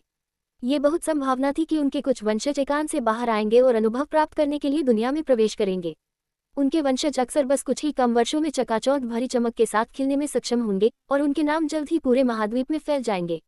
उसके सामने त्रिपाठी जीवक्ति नाम का ये युवक बहुत संदेहास्पद था। वह एक आत्मा ग्रेड रसायनज्ञ था, लेकिन उसका नाम रसायनज्ञ गिल्ड के रिकॉर्ड में दर्ज नहीं था और उसके पास एक जेड टोकन भी नहीं था। ये स्पष्ट रूप से इसलिए था क्योंकि वह अभी ज्यादा देर पहले एकांत से बाहर नहीं आया था। बूढ़ा आदमी दो ने त्रिपाठी जीवक्ति की ओर देखा और उसके पीछे एक छिपा हुआ विशालकाय देखने के लिए लगता था। वह सावधान होने में मदद नहीं कर सका, इसलिए स्वाभाविक रूप से वह त्रिपाठी जीवक्ति की सच्ची पहचान को जानना चाहता था। ये शोंग और मीना ने भी चमकती हुई आंखों के साथ उसकी ओर देखा, जाहिरा तौर पर इस विषय में बहुत रुचि रखते थे। मास्टर, त्रिपाठी जीवक्ति कड़वाहट से मुस्कुराया और सिर हिलाया। मेरा कोई मास्टर नहीं है और किसी ने मुझे नहीं सिखाया है। कोई मास्टर नहीं? हाँ, बूढ़ा आदमी दूर धीरे से मुस्कुराया, इस मामले को गंभीरता से नहीं लिया। यह अजीब होगा अगर ये युवक इतनी आसानी से उसके पीछे की पृष्ठभूमि को खोद सकता था। त्रिपाठी जीवक्ति का ये कहना केवल बूढ़े आदमी दू के अनुमान की आगे पुष्टि करता था कि उसकी पृष्ठभूमि असाधारण थी। हालांकि ये कहने का ऐसा तरीका कि वह यहाँ 300 टायल चांदी छिपा रहा था, बहुत बचकाना था। जवान लोगों को वास्तव में पता नहीं था कि खुद को कैसे छिपाना है। इस प्रकार का रहस्यमय वंशज जब दुनिया की यात्रा कर रहा था तो कभी भी अपने मास्टर या संप्रदाय का विज्ञापन नहीं करेगा। हालांकि अगर कोई ऐसे व्यक्ति के साथ एक अच्छा रिश्ता स्थापित कर सकता है, तो कोई अपने मास्टर के साथ एक संबंध स्थापित करने और विशाल लाभ प्राप्त करने में सक्षम हो सकता है। 100 साल पहले एक इतनी मजबूत शक्ति नहीं थी जिसने जीवन अनुभव के लिए बाहर आए ऐसे वंशज के साथ दोस्ती की थी। 10 साल बाद ये शक्ति एक अन्य महान शक्ति के साथ दुश्मन बन गई और भारी हताहतों का सामना करना पड़ा। हालांकि रातों रात ये दुश्मन शक्ति पूरी तरह से नष्ट हो गई और टोंग हुआन क्षेत्र से गायब हो गई। बूढ़ा आदमी दो एक संत ग्रेड रसायनज्ञ था, इसलिए कोई भी उसके साथ परेशानी ढूंढने नहीं आएगा, अकेले दुश्मन बनाने दे। स्वाभाविक रूप से उसका दूसरों की शक्ति को उधार लेने का कोई इरादा नहीं था। जिसे उसने महत्व दिया वह उस व्यक्ति के रसायन तरीके थे जिसने त्रिपाठी जीवक्ति को सिखाया था। त्रिपाठी जीवक्ति को सिखाने में सक्षम होना, वह व्यक्ति एक शीर्ष रसायनज्ञ होना चाहिए। बूढ़ा आदमी दो कई वर्षों से अब संत ग्रेड निम्न रैंक के अवरोध पर फंसा हुआ था। अगर वह ऐसे शक्तिशाली मास्टर से संकेत प्राप्त कर सकता था तो वह एक ही बार में संत ग्रेड मध्य रैंक में टूटने में सक्षम हो सकता था। फिर छोटे दोस्त कहाँ बसने की योजना बना रहा है? बूढ़ा आदमी दो ने दयालुता से पूछा। मुझे नहीं पता, मैं थोड़ी देर के लिए ग्रैंड बोल्डर सिटी में रहूंगा। त्रिपाठी जीवक्ति ने सिर हिलाया। मैं अभी ज्यादा देर पहले एक बहुत दूर की जगह से बाहर आया हूँ और इस दुनिया से अपरिचित हूँ। बात करें तो मुझे डर नहीं है कि बूढ़ा आदमी दो मुझ पर हंसेगा, लेकिन मैंने यहाँ की कई महान शक्तियों के बारे में भी नहीं सुना है। ये पहली बार है जब मैंने रसायनज्ञ गिल्ड के बारे में सुना है। दूवान की जाहिरा तौर पर बादलदार आंखें चमकने में मदद नहीं कर सकी क्योंकि वह मुस्कुराया और सिर हिलाया। अच्छा, जब तक छोटा दोस्त अभी भी ग्रैंड बोल्डर सिटी में है, तुम इस बूढ़े मास्टर के पास आ सकते हो और पूछ सकते हो। अगर कुछ ऐसा है जो तुम नहीं समझते तो ये बूढ़ा मास्टर तुम्हारे लिए उसका जवाब दे सकता है। त्रिपाठी जीवक्ति का भाव अजीब हो गया, ये सोचते हुए कि ये संत ग्रेड रसायनज्ञ उसके साथ इतना अच्छा क्यों व्यवहार कर रहा था। बूढ़ा आदमी दो, क्या वह रसायनज्ञ गिल्ड में रह सकता है? मीना ने अचानक प्रस्ताव दिया। बूढ़ा आदमी दो मुस्कुराया और कहा, वह छोटे दोस्त के इरादों पर निर्भर करता है। मैं यहाँ रह सकता हूँ। त्रिपाठी जीवक्ति चकित था। मीना ने समझाया, जब तक तुम एक रसायनज्ञ हो तुम यहाँ रह सकते हो। पूरे रसायनज्ञ गिल्ड में मूल रूप से केवल हम 3 लोग यहाँ रहते हैं, अन्य सभी ने आसपास की महान शक्तियों में शरण ली है। कभी कभी अन्य जगहों से कुछ रसायनज्ञ यहाँ आराम करने आएंगे। तो ये जगह अपेक्षाकृत शांत है। अगर तुम्हारे पास कहीं जाने के लिए नहीं है तो तुम यहाँ रह सकते हो। हाँ, यहाँ रहते हुए हम रसायन पर नोटों की तुलना कर सकते हैं, ये हर किसी के लिए अच्छा है, तुम क्या सोचते हो? मीना जाहिरा तौर पर आशा करती थी कि त्रिपाठी जीवक्ति रुकेगा। बस अभी उसके साथ थोड़ी देर बातचीत करने के बाद उसे बहुत लाभ हुआ था, इसलिए स्वाभाविक रूप से वह त्रिपाठी जीवक्ति के साथ अधिक बातचीत करना चाहती थी। फिर मुझे तुम्हें परेशान करना होगा। चूंकि मीना उसे उम्मीद से देख रही थी, त्रिपाठी जीवक्ति इनकार करने के लिए बहुत शर्मिंदा था। इसके अलावा इस बूढ़े आदमी दो और येशोंग में थोड़ा सा भी दुर्भावनापूर्ण इरादा नहीं था। छोटा दोस्त बहुत विनम्र है, बूढ़ा आदमी दू मुस्कुराया। लेकिन मुझे ज्यादा देर तक यहाँ नहीं रहना चाहिए, त्रिपाठी जीवक्ति ने जोड़ा। सब कुछ छोटे दोस्त की इच्छाओं के अनुसार होगा। ऐसा कहकर दूवा ने एक Z टोकन निकाल लिया और इसे त्रिपाठी जीवक्ति की ओर धक्का दिया। यह मेरे रसायनज्ञ गिल्ड का पहचान टोकन है। इस चीज के साथ तुम रसायनज्ञ गिल्ड द्वारा खोले गए किसी भी दुकान में वरीयता उपचार का आनंद ले सकते हो।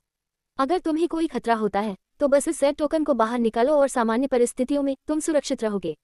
बहुत धन्यवाद, बूढ़ा आदमी दो। त्रिपाठी जीवक्ति ने Z टोकन लिया और उसमें अपना सच्चा क्यूई डाला। एक खुशी की नज़र तेजी से उसके चेहरे को भर गई। इस Z टोकन के अंदर एक रहस्यमय ऊर्जा छिपी हुई थी जो किसी को भी महसूस करने की अनुमति देगी ताकि आसानी से पता लगाया जा सके कि इस Z टोकन का मालिक किस ग्रेड का रसायनज्ञ था। त्रिपाठी जीवक्ति अब रसायनज्ञ गिल्ड में रह रहा है और उसे एक पहचान टोकन भी मिल गया है। क्या आप जानना चाहेंगे कि वह आगे क्या करेगा, या बूढ़ा आदमी दू और मीना उसके बारे में क्या सोचते हैं? एपिसोड नंबर 675, रहस्यमय जासूसी और निमंत्रण। बोल्ड सिटी से 500 किलोमीटर दूर सुंदर दृश्यों वाला एक स्थान था। हालांकि यह जगह भी बर्फीले पहाड़ों के किनारे पर थी, ये साल भर पक्षियों और सुगंधित फूलों से भरा रहता था। तापमान सुखद था। घर एक विशाल घाटी में स्थित थे और समय समय पर उच्च खेती वाले कुछ कृषक अंदर और बाहर आते जाते थे। ये जगह एक बड़ी शक्ति की नींव थी। इस क्षण में एक गुप्त कमरे में एक बूढ़ा आदमी जो साल भर ध्यान कर रहा था, अचानक अपनी आंखें खोल दी। उसकी आंखें तेज चमक रही थी और उसके चेहरे पर संदेह का एक रूप दिखाई दिया।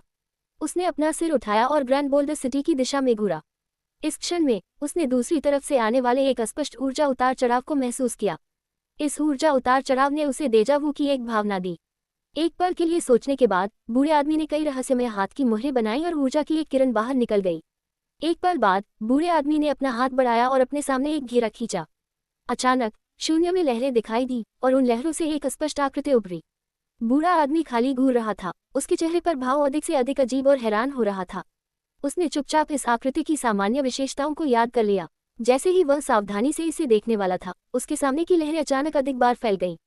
आकृति ने ठंडे रूप से अपना सिर घुमाया और एक सतर्क और संदेहास्पद भाव के साथ देखा। इतनी मजबूत सतर्कता! बूढ़ा आदमी हैरान था। वह महसूस कर सकता था कि इस उम्र में दूसरे व्यक्ति की खेती निश्चित रूप से बहुत अधिक नहीं थी। उसने कई 100 किलोमीटर दूर से उस पर जासूसी करने के लिए महान दिव्य तकनीक का उपयोग किया था, लेकिन उसे खोज लिया गया था। अगले पल लहरें फैल गई और आकृति गायब हो गई। दिलचस्प! बूढ़ा आदमी ने हल्के से मुस्कुराया और बाहर बुलाया, कैंगियान। दरवाजा धक्का दिया गया। एक संयमित आभा वाला एक आदमी अंदर चला गया और सम्मान से पूछा, दादाजी आपके क्या आदेश हैं? बोल्ड सिटी जाओ, मेरे लिए इस व्यक्ति को ढूंढो। बूढ़े आदमी ने अपना हाथ बढ़ाया और इशारा किया और ऊर्जा की एक किरण कैंगियान के दिमाग में दौड़ गई। कैंगियान ने तुरंत स्पष्ट आकृति को देखा। हाँ, कैंगियान ने गंभीरता से सिर हिलाया। ठीक है, उसके साथ विनम्र रहो। बूढ़ा आदमी अभी भी चिंतित था। कैंगियान का भाव अजीब था, लेकिन उसने कुछ नहीं पूछा। उसने जल्दी से गुप्त कमरा छोड़ दिया और बोल्डर सिटी जाने की तैयारी की। संदेह और सलाह। रसायनज्ञ संघ। मीना, जो त्रिपाठी जीवक्ति से रसायन के मार्ग के बारे में पूछ रही थी, हैरानी में त्रिपाठी जीवक्ति को घूर रही थी। तुम्हें क्या हुआ? त्रिपाठी जीवक्ति ने शून्य में एक निश्चित स्थान पर घूरते हुए भौहें चढ़ाई। उस क्षण में उसे वास्तव में ये भ्रम था कि उस पर जासूसी की जा रही थी और कांपने में मदद नहीं कर सका। लेकिन जब उसने सावधानी से जांच की तो उसे कुछ भी नहीं मिला। कुछ नहीं। त्रिपाठी जीवक्ति ने सिर हिलाया। वह भी परेशान था। अपनी दैवीय चेतना खेती के साथ, भले ही उस पर एक उत्कृष्ट व्यक्ति द्वारा जांच की जा रही हो, वह अभी भी इसे स्पष्ट रूप से पता लगाने में सक्षम होगा। जब तक कि यह एक संघ क्षेत्र मास्टर न हो, लेकिन ऐसे मास्टर संभवतः उसे कैसे लक्ष्य बना सकते हैं? टोंग हुआन क्षेत्र में आने के बाद त्रिपाठी जीवक्ति ने कोई दुश्मन नहीं बनाया था। एकमात्र मोहिनी दानव उसके द्वारा मारा गया था। ओह! मीना ने और प्रश्न नहीं पूछे और इसके बजाय रसायन के विवरणों पर त्रिपाठी जीवक्ति से सलाह लेना जारी रखा। त्रिपाठी जीवक्ति ने पीछे नहीं हटा और जितना हो सके उसके प्रश्नों और संदेहों का जवाब दिया। बेशक जब सच्चा रसविद्या के रहस्यों की बात आई तो यह एक रहस्य था। बेशक वह उन्हें प्रकट नहीं करेगा। सच्चा रसविद्या सबसे अधिक संभावना महान दानव भगवान द्वारा पीछे छोड़ी गई एक चीज थी। अगर इस प्रकार की जानकारी प्रकट हो जाती है तो ये केवल उसके लिए अधिक नुकसान करेगी। रसायनज्ञ गिल्ड में आधे महीने से अधिक रहने के बाद, चाहे वह बूढ़ा आदमी दो, येशोंग या मीना हो, उन सभी ने उसके साथ परिवार जैसा व्यवहार किया, जिसने भटकते हुए त्रिपाठी जीवप्ती को अपने दिल में कुछ गर्मी महसूस कराई। हालांकि त्रिपाठी जीवप्ती ने पाया कि मीना के अलावा बूढ़ा आदमी दू और ये शोंग कभी कभी उसके साथ बहुत दयालु थे, एक जूनियर के प्रति एक एल्डर का उचित रवैया नहीं दिखाते थे, जिसने उसे थोड़ा असहज महसूस कराया। इन दिनों त्रिपाठी जीवप्ती हर समय रसायन कर रहा था, इसलिए उसकी खरीदे गए सामग्रियों का तेजी से उपभोग हो रहा था। पहले दानव भगवानगढ़ में जब ली रोंग और अन्य ने उसे जड़ी बूटियां प्रदान की, तो त्रिपाठी जीवप्ती ने इसके बारे में ज्यादा नहीं सोचा, लेकिन अब जब वह रसायन के लिए सामग्रियों को तैयार कर रहा था, तो उसने पाया कि खपत बस बहुत अधिक थी। भले ही उसके हाथ में बहुत सारे क्रिस्टल स्टोन थे, लेकिन ज्यादा देर नहीं होगी जब वे समाप्त हो जाएंगे। हालांकि उसे निरंतर रसायन के माध्यम से अपने ग्रेड और कौशल में सुधार करना पड़ा। मीना, तुम रसायन के लिए पर्याप्त सामग्रियां कैसे सुनिश्चित करती हो? तुम्हारे जैसा असामान्य कौन है? मीना ने अपनी आंखें घुमाई। तुम्हारी रसायन गति बहुत तेज है। मेरे मास्टर को एक ही आत्मा गोली को परिष्कृत करने में आधा दिन लगता है, वह दिन में अधिकतम 2 ही परिष्कृत कर सकता है। त्रिपाठी जीवप्ती चकित था। हालांकि हम परिष्कृत की गई गोलियों को बेच सकते हैं और उन्हें जिंगशी के लिए विनिमय कर सकते हैं। फिर हम परिष्कृत करना जारी रखने के लिए सामग्रियां खरीद सकते हैं। त्रिपाठी जीवप्ती चमकने में मदद नहीं कर सका। वह हर समय रसायन कर रहा था, पूरी तरह से भूल गया था कि वह परिष्कृत की गई गोलियों को बेच सकता था, क्योंकि अब तक त्रिपाठी जीवप्ती ने कभी भी पैसे कमाने की चिंता नहीं की थी, न ही उसने पैसे कैसे कमाने के बारे में सोचा था। उसके पास अधिकांश गोलियां आत्मा ग्रेड गोलियां थीं, और चाहे वह गुणवत्ता हो या ग्रेड, वे अधिकांश कृषकों के लिए काफी उपयुक्त थीं, इसलिए उसे निश्चित रूप से उन्हें बेचने की चिंता नहीं करनी पड़ेगी। मीना के नेतृत्व में त्रिपाठी जीवप्ती और वह रसायनज्ञ गिल्ड द्वारा खोले गए दुकान में आए। पुराने दुकानदार, जिसने पहले त्रिपाठी जीवप्ती का मार्गदर्शन किया था, ने उसे एक बहुत अच्छी कीमत दी। केवल उसके द्वारा खर्च किए गए सभी क्रिस्टल स्टोन को वापस नहीं लिया, बल्कि एक बड़ा लाभ भी कमाया। पर्याप्त सामग्रियां खरीदने के बाद त्रिपाठी जीवप्ती ने एक बार फिर रसायनज्ञ गिल्ड में वापस आया। समय उड़ गया और जल्द ही 1 महीना बीत गया था। यह निर्धारित करने के बाद कि रसायनज्ञ गिल्ड में लोगों का उसके प्रति कोई दुर्भावनापूर्ण इरादा नहीं था, त्रिपाठी जीवप्ती ने बूढ़े आदमी दू से बात करने का फैसला किया। त्रिपाठी जीवप्ती ने अपने जीवन के बाकी हिस्सों के लिए रसायनज्ञ गिल्ड में रहने की योजना नहीं बनाई थी। उसके पास रसायनज्ञ गिल्ड में प्रवेश करने का एक अन्य उद्देश्य था, जो सुयान और उसकी छोटी वरिष्ठ बहन को ढूंढने के अपने लक्ष्य को प्राप्त करने के लिए एक रसायनज्ञ के रूप में अपनी सम्मानित स्थिति का उपयोग करना था। क्या छोटा दोस्त किसी को ढूंढ रहा है? बूढ़ा आदमी दू त्रिपाठी जीवप्ती की बातों को सुनकर हैरान था। हाँ, मेरी 2 वरिष्ठ बहनें और एक मार्शल अंकल। त्रिपाठी जीवप्ती ने सिर हिलाया। उसने बूढ़े दानव के अस्तित्व को प्रकट करने की हिम्मत नहीं की, लेकिन चूंकि मिंग वू या शियानिंग चान का मास्टर था, उसे उसका मार्शल अंकल माना जा सकता था। बूढ़े आदमी दो का भाव हिल गया, खुद से सोचते हुए कि यह वास्तव में अविश्वसनीय था। त्रिपाठी जीवप्ती के पीछे विशालकाय के अचानक 3 उत्तराधिकारी थे, और जाहिरा तौर पर अन्य 2 महिलाओं की पहचान भी तुच्छ नहीं थी। वास्तव में उनके साथ एक वरिष्ठ था। ये बहुत संभावना थी कि वे त्रिपाठी जीवप्ती से भी अधिक शक्तिशाली थे। अगर छोटा दोस्त किसी को ढूंढ रहा है, तो गिल्ड कुछ मदद प्रदान कर सकता है। ये बूढ़ा मास्टर अन्य शाखाओं को ध्यान देने के लिए एक पत्र भेजेगा। अगर कोई खबर है तो मैं छोटे दोस्त को जल्द से जल्द सूचित करूंगा। हालांकि गिल्ड में भाग लेने के लिए कई तुच्छ मामले हैं, इसलिए यह बूढ़ा मास्टर केवल अपनी मामूली सहायता प्रदान कर सकता है। अगर छोटा दोस्त वास्तव में उन्हें ढूंढना चाहता है तो उसे अपना रास्ता ढूंढना होगा। बहुत धन्यवाद वरिष्ठ, ये पहले से ही एक बड़ी मदद है, त्रिपाठी जीवप्ती ने गंभीरता से कहा। बूढ़ा आदमी दो एक पल के लिए संकोच करता रहा, इससे पहले कि कहा, अगर यह छोटे दोस्त की इच्छा है तो ये बूढ़ा मास्टर छोटे दोस्त को आसपास की शक्तियों पर भरोसा करने और उनसे मदद मांगने का सुझाव देता है। एक आत्मा ग्रेड निम्न रैंक रसायनज्ञ के रूप में तुम्हारी स्थिति के साथ मुझे नहीं लगता कि कोई शक्ति तुम्हें मना करेगी। कोई फर्क नहीं पड़ता कि तुम कहाँ जाते हो, वे तुम्हारे साथ एक मानद अतिथि के रूप में व्यवहार करेंगे। मेरा ऐसा एक विचार है, लेकिन मैं आसपास की शक्तियों से परिचित नहीं हूँ, इसलिए मुझे पता नहीं है कि किसे चुनना है। मैं आशा करता हूँ कि वरिष्ठ मुझे कुछ संकेत दे सकते हैं। वह वास्तव में आसपास की शक्तियों से परिचित नहीं था, इसलिए अगर वह बुरे इरादों वाली एक शक्ति में शामिल हो जाता है तो उसके लिए भागना मुश्किल होगा। अगर ऐसी स्थिति में मजबूर नहीं किया जाता तो त्रिपाठी जीवप्ती का ऐसा विचार नहीं होता। तो यह ऐसा है। बूढ़ा आदमी दू ने थोड़ा सिर हिलाया। आसपास की शक्तियों में से तेज गड़गड़ाहट आत्मा धर्म, उड़ते स्वर्ग संप्रदाय, प्राचीन चंद्रमा गुफा स्वर्ग और लुओ शेंग संप्रदाय को सबसे अच्छा माना जा सकता है। अगर तुम चुनना चाहते हो तो इन 4 शक्तियों में से चुनो। हालांकि लुओ शेंग संप्रदाय में मत जाओ, उन लोगों के साथ मिलना आसान नहीं है। जहां तक बाकी 3 की बात है, हाँ, इस बूढ़े मास्टर की इन शक्तियों के साथ कुछ दोस्ती है, इसलिए अगर मैं वास्तव में एक को चुनना चाहता हूँ तो ये थोड़ा मुश्किल होगा। क्या मैं इन 3 शक्तियों में से किसी में भी जा सकता हूँ? त्रिपाठी जीवप्ती की आंखें चमक उठी। इन 3 शक्तियों की प्रतिष्ठा वास्तव में काफी अच्छी है। तुम क्यों नहीं इस बूढ़े मास्टर को सावधानी से विचार करने की अनुमति देते हो और तुम्हें कुछ दिनों में एक जवाब देते हो? फिर मुझे बूढ़े आदमी दू को परेशान करना होगा। छोटा दोस्त बहुत विनम्र है। अगले कुछ दिन शांतिपूर्वक बीत गए। त्रिपाठी जीवप्ती हर दिन रसायन करना जारी रखा, जबकि मीना अक्सर उससे सलाह के लिए आने लगी। एक दिन जब बूढ़ा आदमी दू ने अचानक उसे बुलाया तो त्रिपाठी जीवप्ती ने वह जो कर रहा था उसे नीचे रख दिया और बूढ़े आदमी दू के कमरे में आया।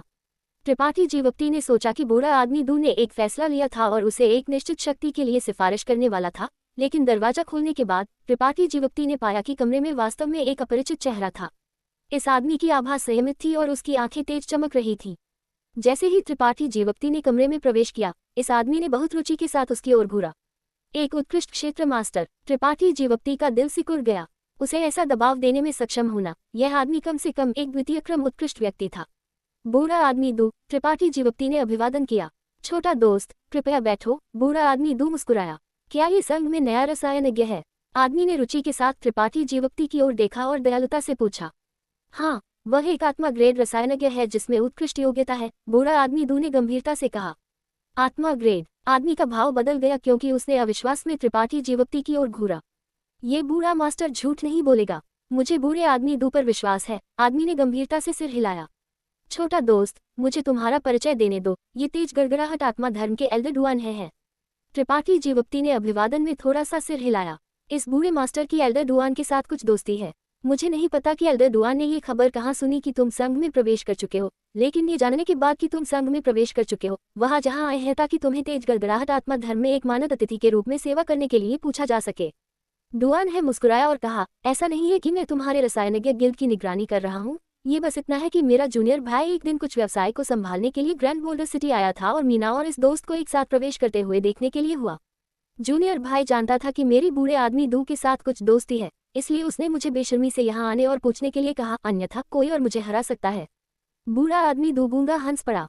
चूंकि त्रिपाठी जीवप्ती ने रसायनज्ञ गिल्ड में प्रवेश किया था, वह केवल एक बार बाहर गया था, लेकिन उसने उम्मीद नहीं की थी कि उसे अच्छे इरादों वाले किसी ने खोज लिया होगा। इसे केवल एक संयोग कहा जा सकता है। मुझे आश्चर्य है कि क्या ये दोस्त मेरे आत्मा धर्म में प्रवेश करने के लिए तैयार है। डुआन ने उम्मीद से त्रिपाठी जीवप्ती की ओर देखा।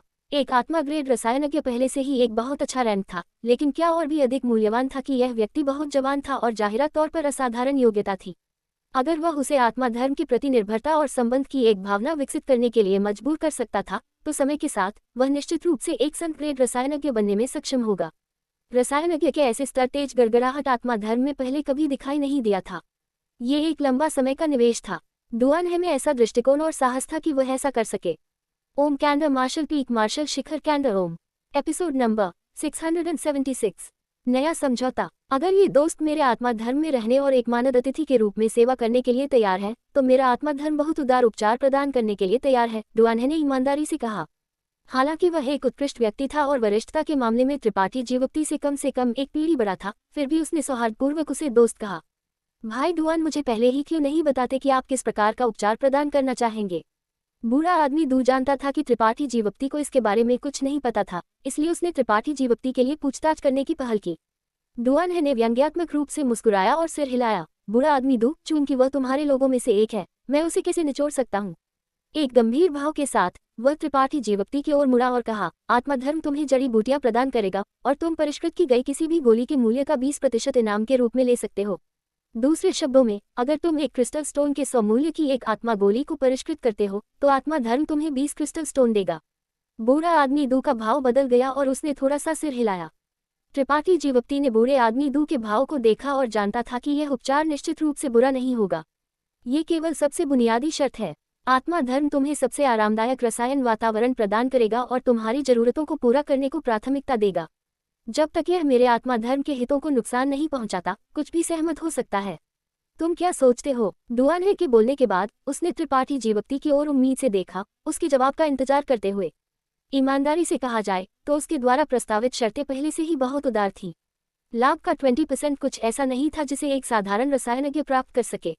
यहाँ तक कि अगर एक आत्मा ग्रेड शीर्ष रैंक रसायनज्ञ को एक मानद अतिथि के रूप में किराए पर लिया जाता है, तो वे आमतौर पर इतना प्रतिशत प्राप्त करने में सक्षम नहीं होंगे। अगर त्रिपाठी जीवप्ती की कोई अन्य अनुरोध थे, तो वह उनके साथ चर्चा कर सकता था। त्रिपाठी जीवप्ती ने थोड़ा सा भौहें चढ़ाई, थोड़ी देर के लिए सोचा, फिर बूढ़े आदमी दू की ओर देखा और पूछा, वरिष्ठ क्या सोचते हैं? शर्तें अच्छी हैं, बूढ़ा आदमी दू ने ईमानदारी से कहा, लेकिन तुम जाना चाहते हो या नहीं, ये सब छोटे दोस्त की इच्छाओं पर निर्भर करता है। चूंकि आप बूढ़े आदमी दू के दोस्त हैं, कोई समस्या नहीं होनी चाहिए। त्रिपाठी जीवकती मुस्कुराया। किसी भी हाल में उसने पहले ही कुछ समय के लिए भरोसा करने के लिए एक शक्ति ढूंढने की योजना बनाई थी, इसलिए बूढ़े आदमी दू के संरक्षण के साथ उसने बहुत अधिक राहत महसूस की। डुआन है ये सुनकर बहुत खुश हुआ और उसके चेहरे पर एक मुस्कान दिखाई दी। दोस्त वास्तव में बातचीत करने में आसान है, लेकिन शर्तों को बदलने की जरूरत है। त्रिपाठी जीवकती ने विषय बदल दिया। मैं विवरण सुनना चाहूंगा, डुआने ने गंभीरता से कहा। लाभ का 20%? मैं उसे नहीं चाहता, मैं केवल 10% चाहता हूँ। त्रिपाठी जीवकती ने एक उंगली उठाए। डुआन है और बूढ़ा आदमी दू दोनों चकित थे, लेकिन उन्होंने बीच में नहीं टोका और बस उसके जारी रखने का इंतजार किया। चूंकि त्रिपाठी जीवकती ने उस लाभ को छोड़ने की पहल की थी जिसका वह हकदार था, ये स्पष्ट था कि उसके अन्य इरादे थे। मैं आत्मा धर्म संप्रदाय की मदद करना चाहता हूँ। बेशक, त्रिपाठी जीवकती ने जारी रखा। वह क्या है? डुआन है ने पूछा। जब समय आएगा मैं तुम्हें बताऊंगा। इसके अलावा मैं हमेशा के लिए तेज गड़गड़ाहट आत्मा धर्म में नहीं रहूंगा। मुझे उम्मीद है कि जब मैं जाऊंगा तो कोई बाधा नहीं आएगी।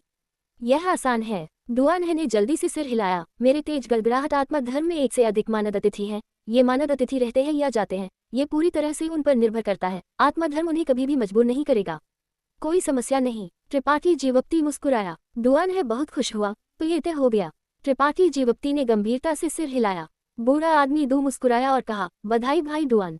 वास्तव में ये बूढ़ा मास्टर वास्तव में छोटे दोस्त को जाना नहीं चाहता, लेकिन चूंकि छोटे दोस्त के अपने मामले हैं तो ये बूढ़ा मास्टर केवल अनिच्छा से उसे विदा कर सकता है। डुआन है ने अर्थपूर्ण ढंग से कहा, बूढ़ा आदमी दू मेरे आत्मा धर्म में एक मानद अतिथि के रूप में क्यों नहीं आते? क्या तुम्हारी भूख थोड़ी बहुत बड़ी नहीं है? बूढ़ा आदमी दू गूंगा हंस पड़ा। तुम वास्तव में इस बूढ़े मास्टर को किराए पर लेना चाहते हो? एक संत ग्रेड रसायनज्ञ कौन सी महान शक्ति एक नहीं चाहेगी? मुझे डर है कि तुम इसे खरीद नहीं पाओगे, बूढ़ा आदमी दू ने एक मुस्कान के साथ कहा। डुआन का भाव कड़वा हो गया क्योंकि उसने सिर हिलाया। ये सच है। परेशानी में सिर हिलाते हुए वह त्रिपाठी जीवकती की ओर मुड़ा और पूछा, दोस्त के लिए जाना कब सुविधाजनक है? मैं किसी भी समय जा सकता हूँ। अब कैसा रहेगा? डुआन ने एक अधीर नजर के साथ पूछा। त्रिपाठी जीवकती ने मनोरंजन में उसकी ओर देखा और थोड़ा सा सिर हिलाया। खोनाने के लिए कोई समय नहीं है, चलो चलते हैं, डुआन ने कहा और खड़ा हो गया। मुझे पहले एक दोस्त को अलविदा कहने की अनुमति दे, त्रिपाठी जीवकती ने उठने से पहले कहा और मीना को ढूंढने के लिए दरवाजे से बाहर निकल गया। इन दिनों वे काफी अच्छे से मिल रहे थे, इसलिए स्वाभाविक रूप से वह जाने से पहले उसे सूचित करना चाहता था, अन्यथा यह अशिष्ट होगा। कमरे के अंदर डुआन और बूढ़ा आदमी दू चुपचाप बैठ गए। अचानक बूढ़ा आदमी दू ने एक धीमी आवाज में कहा, डुआन यह मत कहना कि इस बूढ़े मास्टर ने तुम्हें चेतावनी नहीं दी। ये छोटा दोस्त एक साधारण व्यक्ति नहीं है। एक बार जब वह तुम्हारे थंडर लाइट संप्रदाय में पहुंच जाता है तो उसे नजरअंदाज मत करना। डुआन चकित था और जल्दी से पूछा, बूढ़ा आदमी दू का क्या मतलब है? डुआन ने धीरे से सिर हिलाया और अब और कुछ नहीं कहा। डुआन भ्रमित था। एक पल बाद त्रिपाठी जीवकती वापस आया और मीना को अलविदा कहा। उसे पैक करने के लिए कुछ नहीं था, इसलिए डुआन उसे रसायनज्ञ गिल्ड से बाहर निकाल ले गया। मीना ने उसके चेहरे पर एक अनिच्छुक नजर के साथ त्रिपाठी जीवकती को अलविदा कहा। जिस समय त्रिपाठी जीवकती उसके साथ था, उसके रसायन कौशल में तेजी से सुधार हुआ था। उसके अपने मास्टर ने उसे सिखाया था उससे कहीं अधिक तेज, इसलिए स्वाभाविक रूप से वह उससे अलग होने के लिए अनिच्छुक थी। डुआन ने अपना हाथ हिलाया और शुद्ध जीवन शक्ति में त्रिपाठी जीवकती को लपेट लिया, इससे पहले कि वे दोनों जल्दी से हवा में उठ गए और ग्रैंड बोल्डर सिटी से बाहर उड़ गए। तेज गड़गड़ाहट आत्मा धर्म में आगमन।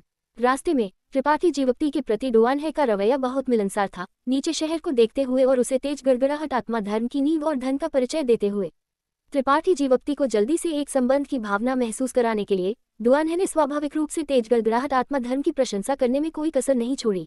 उसके शब्दों से त्रिपाठी जीवकती ने भी इस शक्ति के बारे में थोड़ा सा सीखा। हिम पर्वत श्रृंखला के पास 1000 से कम बड़े और छोटे शिखर नहीं थे और तेज गड़गड़ाहट आत्मा धर्म ने उनमें से एक हिस्से पर कब्जा कर लिया था।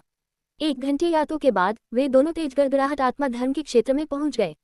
पर्वत चोटियों में से एक पर उतरते हुए त्रिपाठी जीवकती ने ध्यान दिया कि यहाँ की हवा थोड़ी ठंडी थी, लेकिन कुल मिलाकर ये हरा भरा था और समृद्ध विश्व ऊर्जा से भरा हुआ था। पहाड़ के आधे रास्ते पर कई जड़ी बूटियां लगाई गई थी और उनकी खुशबू हवा में भर गई थी। पहाड़ के शीर्ष पर कुछ साधारण घर थे। डुआन ने कहा, ये पहले मेरे आत्मा धर्म के एक मानद रसायनज्ञ का निवास था, लेकिन उसने कुछ महीने पहले अपने पद से इस्तीफा दे दिया, इसलिए ये जगह वर्तमान में मालिक रहित है। क्या मानद अतिथि त्रिपाठी यहाँ रहना चाहेंगे? अगर तुम्हें लगता है कि यह जगह बहुत साधारण है तो तुम मेरे आत्मा धर्म के एकत्र होने के स्थानों में से एक पर भी जा सकते हो। कोई जरूरत नहीं है, ये जगह ठीक है। त्रिपाठी जीवकती ने सिर हिलाया। इस जगह से बहुत संतुष्ट था। उसे यहाँ किसी के साथ दोस्ती करने की जरूरत नहीं थी। बहुत सारे लोगों वाली जगहें भी परेशानियों से भरी होंगी, यहाँ एक लापरवाह जीवन जीना कहीं अधिक बेहतर था। ये सुनकर डुआन है मुस्कुराया। मानद अतिथि त्रिपाठी वास्तव में रसायन मार्ग में कुछ हासिल करना चाहते हैं। मुझे वास्तव में डर था कि तुम भीड़ भाड़ वाली जगह पर जाना चाहोगे। ओह, त्रिपाठी जीवप्ती ने हैरानी में उसकी ओर देखा। आमतौर पर भीड़भाड़ वाली जगहों पर जाने वाले मानद अतिथि वे होते हैं जो गौरव और धन, शक्ति और प्रसिद्धि का पीछा करना पसंद करते हैं। मेरा आत्मा धर्म ऐसे लोगों के बारे में कभी भी ज्यादा परवाह नहीं करता है। दूसरी ओर मानद अतिथि त्रिपाठी का स्वभाव उदासीन है और भविष्य में निश्चित रूप से महान चीजें हासिल करेंगे। डुआन है मुस्कुराया। ठीक है, ये एक मानद अतिथि की नामटिका है, कृपया इसे अपने साथ ले जाएं। इस नामटिका के साथ तुम मेरे आत्मा धर्म के भीतर बाधा रहित यात्रा करने में सक्षम होंगे। कुछ प्रतिबंधित क्षेत्रों को छोड़कर तुम कहीं भी जा सकते हो। ऐसा कहकर उसने त्रिपाठी जीवप्ती को एक गहरा नामटिका सौंपा। त्रिपाठी जीवप्ती ने इसे लिया, एक पल के लिए इस पर नजर डाली, फिर इसे दूर रख दिया। मैं बाद में तुम्हारी सहायता के लिए किसी को भेजूंगा। अगर तुम्हें कोई जरूरत है तो तुम उसके माध्यम से मुझे बता सकते हो। तुम उसे कुछ चीजों में तुम्हारी मदद करने के लिए भी कह सकते हो। त्रिपाठी जीवप्ती ने थोड़ा सा सिर हिलाया। अगर मानद अतिथि त्रिपाठी के पास और कुछ नहीं कहना है तो यह व्यक्ति पहले विदा लेगा। डुआनहे ने त्रिपाठी जीवप्ती की ओर पूछताछ में देखा। बस इतना ही। डुआनहे ने थोड़ा सा सिर हिलाया, अपनी गति कौशल का उपयोग किया और जल्दी से चला गया। उसके गायब होने के बाद त्रिपाठी जीवप्ती ने अपने आसपास की जांच करने के लिए अपनी दैवीय चेतना को जारी किया। ये पर्वत शिखर बहुत ऊंचा नहीं था, लेकिन यह छोटा भी नहीं था। ऊंचाई में लगभग 1000 मीटर था। शीर्ष पर खड़ा होकर सफेद बादलों से घिरा हुआ यह एक परियों की कहानी जैसा था। शर्तें बुरी नहीं थी। त्रिपाठी जीवप्ती ने अपने चेहरे पर एक मुस्कान के साथ सोचा। डुआनहे के शब्दों के अनुसार अब से जब तक वह एक मानद अतिथि के रूप में इस्तीफा नहीं देता, ये पर्वत शिखर उसी का होगा। बेशक इस पर्वत शिखर पर बढ़ने वाले आत्मा घास और आत्मा दवाएं अभी भी तेज गड़गड़ाहट आत्मा धर्म की होंगी। त्रिपाठी जीवप्ती ने पहले पर्वत शिखर के चारों ओर चला, दवा क्षेत्रों के कई एकड़ का निरीक्षण किया और पाया कि ये जड़ी बूटियां सभी फल फूल रही थी और उसे उनकी देखभाल करने की आवश्यकता नहीं थी। जाहिर तौर पर समय समय पर उनकी देखभाल करने वाले लोग थे। इस पर्वत शिखर पर विश्व ऊर्जा की आभा भी प्रचुर थी, जिससे ये खेती के लिए बहुत उपयुक्त था। अपने खुद के पहाड़ का निरीक्षण करने के बाद त्रिपाठी जीवप्ती आसपास के शिखरों के चारों ओर चला। आसपास के शिखरों में तेज गड़गड़ाहट आत्मा धर्म के मानद अतिथि भी थे। यहाँ हर कोई एक रसायनज्ञ था, इसलिए उनके पास एक दूसरे के साथ बात करने के लिए कई विषय थे।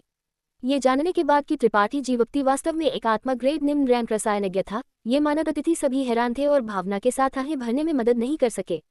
त्रिपाठी जीवप्ती ने उनके साथ बातचीत करने से तेज गड़गड़ाहट आत्मा धर्म के बारे में बहुत कुछ सीखा। कुल मिलाकर ये शक्ति काफी अच्छी थी। वास्तव में जैसा कि डुआनहे ने पहले कहा था, मानद अतिथियों को दिया गया उपचार काफी उदार था।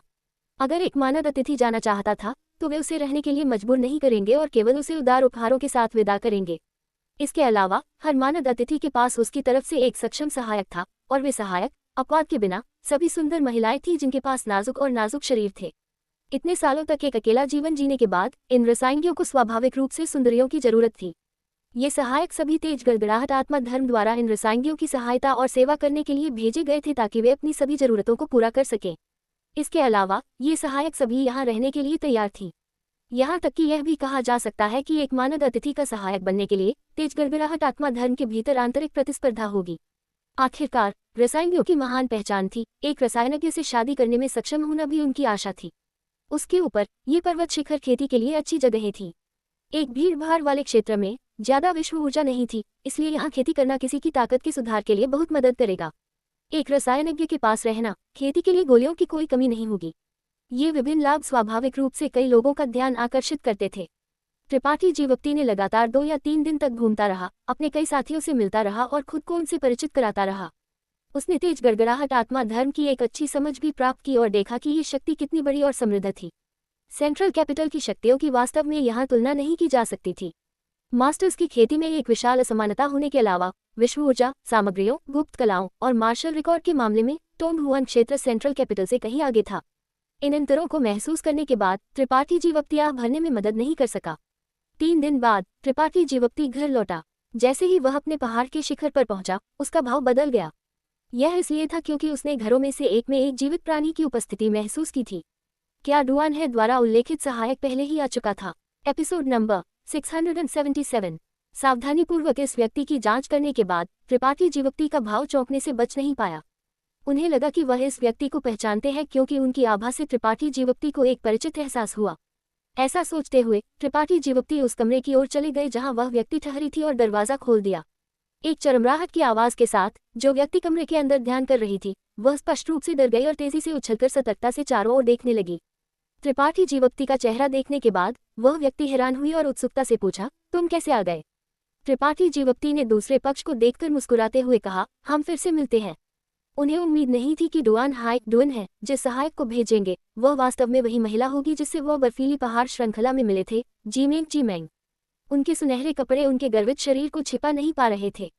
उनकी ऊंचाई त्रुटिहीन थी, शानदार वक्ष, पतले और सीधे पैर और उनकी कमर और कूल्हों तक पहुंचने वाली एक काली और मुलायम पोनीटेल उनके सिर के पीछे बंधी थी। वह युवा सुंदर और तेजस्वी लग रही थी। इस समय जीमेंग आश्चर्य से त्रिपाठी जीवक्ति को घूर रही थी, जाहिर तौर पर उन्हें फिर से देखने की उम्मीद नहीं थी। अचानक उनका भाव बदल गया। उन्होंने सतर्कता से चारों ओर देखा और चिंतित होकर पूछा, तुम यहाँ क्यों हो? ये वो जगह नहीं है जहाँ तुम अपनी मर्जी से आ जा सकते हो। त्रिपाठी जीवक्ति चौंक गए। बिना कुछ कहे जीमेंग भागकर आई और त्रिपाठी जीवक्ति के कपड़े पकड़ लिए। तुम मेरे आत्मा धर्म स्पिरिट रिलीजन के शिष्य नहीं हो। यह मेरे आत्मा धर्म के एक माननीय अतिथि ऑनर्ड गेस्ट का निवास है। तुम्हें जल्दी से चले जाना चाहिए। अगर उन्होंने तुम्हें देख लिया तो मुझे डर है कि यह अच्छा नहीं होगा। त्रिपाठी जीवक्ति ने एक अजीब मुस्कान दिखाते हुए पूछा, माननीय अतिथि? किस तरह के माननीय अतिथि? उन्हें इस तरह देखकर लगा कि वह उनके आने के बारे में कुछ नहीं जानती थी। वह बस इतना जानती थी कि एक नए माननीय अतिथि रहने आए हैं। वह बहुत मजबूत पृष्ठभूमि वाले आत्मा श्रेणी के एक रसायनज्ञ एल्केमिस्ट लगते हैं। वृद्ध एल्डर डुअन ने मुझे उनकी देखभाल के लिए कहा है। जैसे ही वह बोली, त्रिपाठी जीवक्ति को अपनी जगह पर खड़ा देखकर जीमेंग थोड़ी चिंतित हो गई और उन्होंने अपना पैर थपथपाया। तुम अभी भी यहाँ क्यों खड़े हो? क्या तुम मरना चाहते हो? क्या यह इतना गंभीर है? त्रिपाठी जीवक्ति की मुस्कान और भी दिलचस्प हो गई। ये बहुत गंभीर है। मेरे आत्मा धर्म के माननीय अतिथि के निवास में अंधकार प्रवेश करने पर कोई भी आत्मा धर्म का शिष्य तुम्हें मार सकता है। पहाड़ की रखवाली करने वाले वे शिष्य क्या कर रहे हैं? उन्होंने तुम्हें अंदर क्यों आने दिया? तो तुम ऐसा क्यों नहीं करती? मैं तुम्हारे साथ कुछ क्यों करूंगी? तुम कितने अजीब व्यक्ति हो। जल्दी करो और उनके वापस आने से पहले चले जाओ। अगर उन्होंने तुम्हें देख लिया तो ये परेशान करने वाला होगा। ये कहते हुए उन्होंने त्रिपाठी जीवक्ति को दूर धकेलने की कोशिश की। उनका चेहरा चिंता से भरा था। त्रिपाठी जीवक्ति ने अपनी भौहें उठाई और मजाक में पूछा, तुम मुझे इतनी उत्सुकता से क्यों भगा रही हो? क्या तुम्हें डर है कि माननीय अतिथि तुम्हें देखेंगे? क्या वह व्यक्ति एक पुरुष है? जीमेंग शर्मा गई और चिल्लाई, इसका तुमसे क्या लेना देना है? क्या तुम बहुत ज्यादा दखल नहीं दे रहे हो? त्रिपाठी जीवक्ति ने अपने कंधे उचकाए और अर्थपूर्ण ढंग से मुस्कुराते हुए कहा, मैं बस पूछ रहा हूँ। मैंने सुना है कि तुम्हारे तेज गर्जन आत्मा धर्म ब्राइट थंडर स्पिरिट रिलीजन के माननीय अतिथियों के सहायकों को उनकी सभी मांगों को पूरा करने में सक्षम होना होगा और यह भी एक अच्छा मौका है कि वे तुमसे शादी भी कर सकते हैं। क्या वह माननीय अतिथि बूढ़े हैं? जीमेंग का कोमल शरीर कांप उठा। उनकी सुंदर आंखों में घबराहट भर आए और उन्होंने अपना सिर हिलाया। वृद्ध डुआ ने कहा कि माननीय अतिथि बूढ़े नहीं हैं, अन्यथा मैं यहाँ नहीं आती। हालांकि मुझे नहीं पता कि वह किस तरह के व्यक्ति हैं, लेकिन वह निश्चित रूप से एक बूढ़े आदमी नहीं है। तुम सच में नफरत के काबिल हो। तुम दूसरों को क्यों बदनाम कर रहे हो? त्रिपाठी जीवक्ति ने उन्हें गहराई से घूर कर देखा और हल्के से सिर हिलाया। तुम्हारा क्या मतलब है? कुछ नहीं। तुम जा रहे हो या नहीं? मुझे तुम्हें मारने के लिए मजबूर मत करो। जीमेंग का भाव कुछ अप्रसन्न हो गया। त्रिपाठी जीवक्ति का परेशान करना उन्हें सचमुच काफी उदास महसूस करा रहा था, इसलिए उनका लहजा कुछ अधीर हो गया। ठीक है, मैं तुम्हारे साथ गड़बड़ी नहीं करूंगा। त्रिपाठी जीवक्ति ने धीरे से सिर हिलाया। अब वह उन्हें चिढ़ाने के मूड में नहीं थे।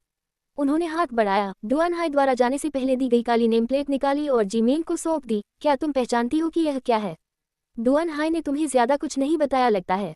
जीमेंग अपनी आंखें आश्चर्य से त्रिपाठी जीवक्ति पर टिकाए हुए अपना मुंह ढंकने से बच नहीं पाई। माननीय अतिथि की नेम प्लेट तुम्हें ये कैसे मिली? अचानक उनकी सुंदर आंखों में एक जटिल रोशनी चमक उठी और उन्होंने अविश्वास से पूछा, तुम नए माननीय अतिथि तो नहीं हो, है ना? हाँ। त्रिपाठी जीवक्ति ने सिर हिलाया और नेम प्लेट को वापस रख दिया। जीमेंग दंग रह गई। वह 2 दिनों से यहाँ इंतजार कर रही थी, सोच रही थी कि यह नया माननीय अतिथि किस तरह का व्यक्ति होगा और उसकी उम्र कितनी होगी, लेकिन उन्होंने कभी उम्मीद नहीं की थी कि वह वास्तव में त्रिपाठी जीवक्ति होंगे। वह बहुत छोटे थे। माननीय अतिथि स्वामी को प्रणाम। जीमेंग का भाव जटिल था क्योंकि उन्होंने तुरंत झुककर अभिवादन किया।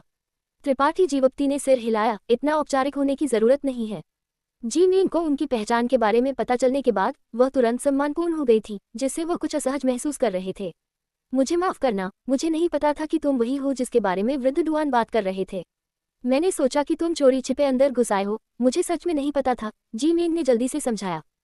ठीक है। त्रिपाठी जीवक्ति ने मुस्कुराते हुए उन पर एक नजर डाली और फिर मुड़कर अंदर चले गए। कमरे के बाहर जीमेंग ने बोलने के लिए अपना मुंह खोला, लेकिन फिर हिचकिचाई। उनके चेहरे पर चिढ़ का भाव था। वह रोना चाहती थी, लेकिन आंसू नहीं निकल रहे थे। उन्हें उम्मीद थी कि वह इस नए माननीय अतिथि पर एक अच्छा प्रभाव छोड़ेंगी, लेकिन उन्होंने उम्मीद से ज्यादा कर दिया था। न केवल वह उन पर एक अच्छा प्रभाव छोड़ने में विफल रही, बल्कि उन्होंने अपने संबंध को भी खराब कर दिया था। ये सोचकर कि उन्होंने अनजाने में अभी अभी अपने विचार कैसे प्रकट कर दिए थे, जिमीन पछतावे से भर गई। उन्हें नहीं पता था कि वह अब उनके बारे में क्या सोचेंगे, लेकिन उनके दिमाग में वह शायद एक ऐसी महिला बन गई थी जो लाभ के लिए कुछ भी कर सकती थी। तेज गर्जन आत्मा धर्म मुख्यालय। एक महल के अंदर डुआन हाई, जो अभी अभी बैठ चुके थे, उन्हें आराम करने का समय भी नहीं मिला था कि एक व्यक्ति बाहर से तेजी से अंदर चला आया। डुआन हाई ने ऊपर देखा और हंसे। कनिष्ठ भाई जू जू की सूचीक ने तेजी से पूछा, बड़े भाई डुआन, उस मामले का क्या हुआ जो मैंने तुम्हें पहले बताया था? उनकी आवाज में बेचैनी का हल्का एहसास था। डुआन हाई मुस्कुराए। कनिष्ठ भाई जू, क्या तुम आमतौर पर आत्मा धर्म पर ज्यादा ध्यान नहीं देते? इस बार तुम्हें इतनी दिलचस्पी क्यों है? लेकिन तुमने मुझे कुछ अच्छी खबर दी, इसलिए मैंने निराश नहीं किया और उस व्यक्ति को आमंत्रित किया। जूकी ने यह सुनकर खुशी से कहा, सच में?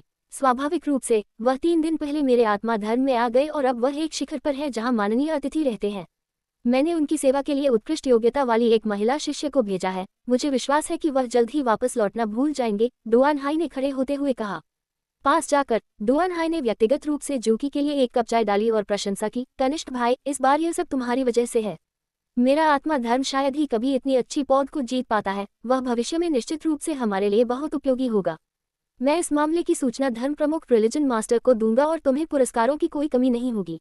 जूकी का भाव अजीब था। इन शब्दों को सुनकर खुशी का जरा भी निशान नहीं दिखा। डुआन हाई ने ये देखा और पूछने से खुद को रोक नहीं पाए, क्या बात है? क्या तुम कुछ और कहना चाहते हो? बड़े भाई, मैं तुमसे इसे छिपाऊंगा नहीं। मैंने तुम्हें व्यक्तिगत रूप से उसे आमंत्रित करने के लिए इसलिए नहीं कहा था क्योंकि वह एक रसायनज्ञ है। तो क्यों? जूकी ने अपनी दैवीय चेतना, डिवाइन सेंस, को हल्के से छोड़ा। अपने आसपास की जांच करने और यह पुष्टि करने के बाद कि वहां कोई और नहीं था, उन्होंने डुआन हाई को इशारा किया। उन्हें इतने गंभीर रूप से कार्य करते देख डुआन हाई गंभीर हो गए। उन्हें तुरंत एहसास हुआ कि कुछ गड़बड़ है और वह सुनने के लिए झुक गए। ये ताबूत उठाने वाले व्यक्ति, कॉफिन कैरिंग मैन, की वजह से है। डुआन हाई का शरीर हिल गया क्योंकि उन्होंने आश्चर्य से जूकी को घूरा। बहुत देर बाद उन्होंने अपनी आवाज धीमी की और पूछा, तुम्हारा क्या मतलब है?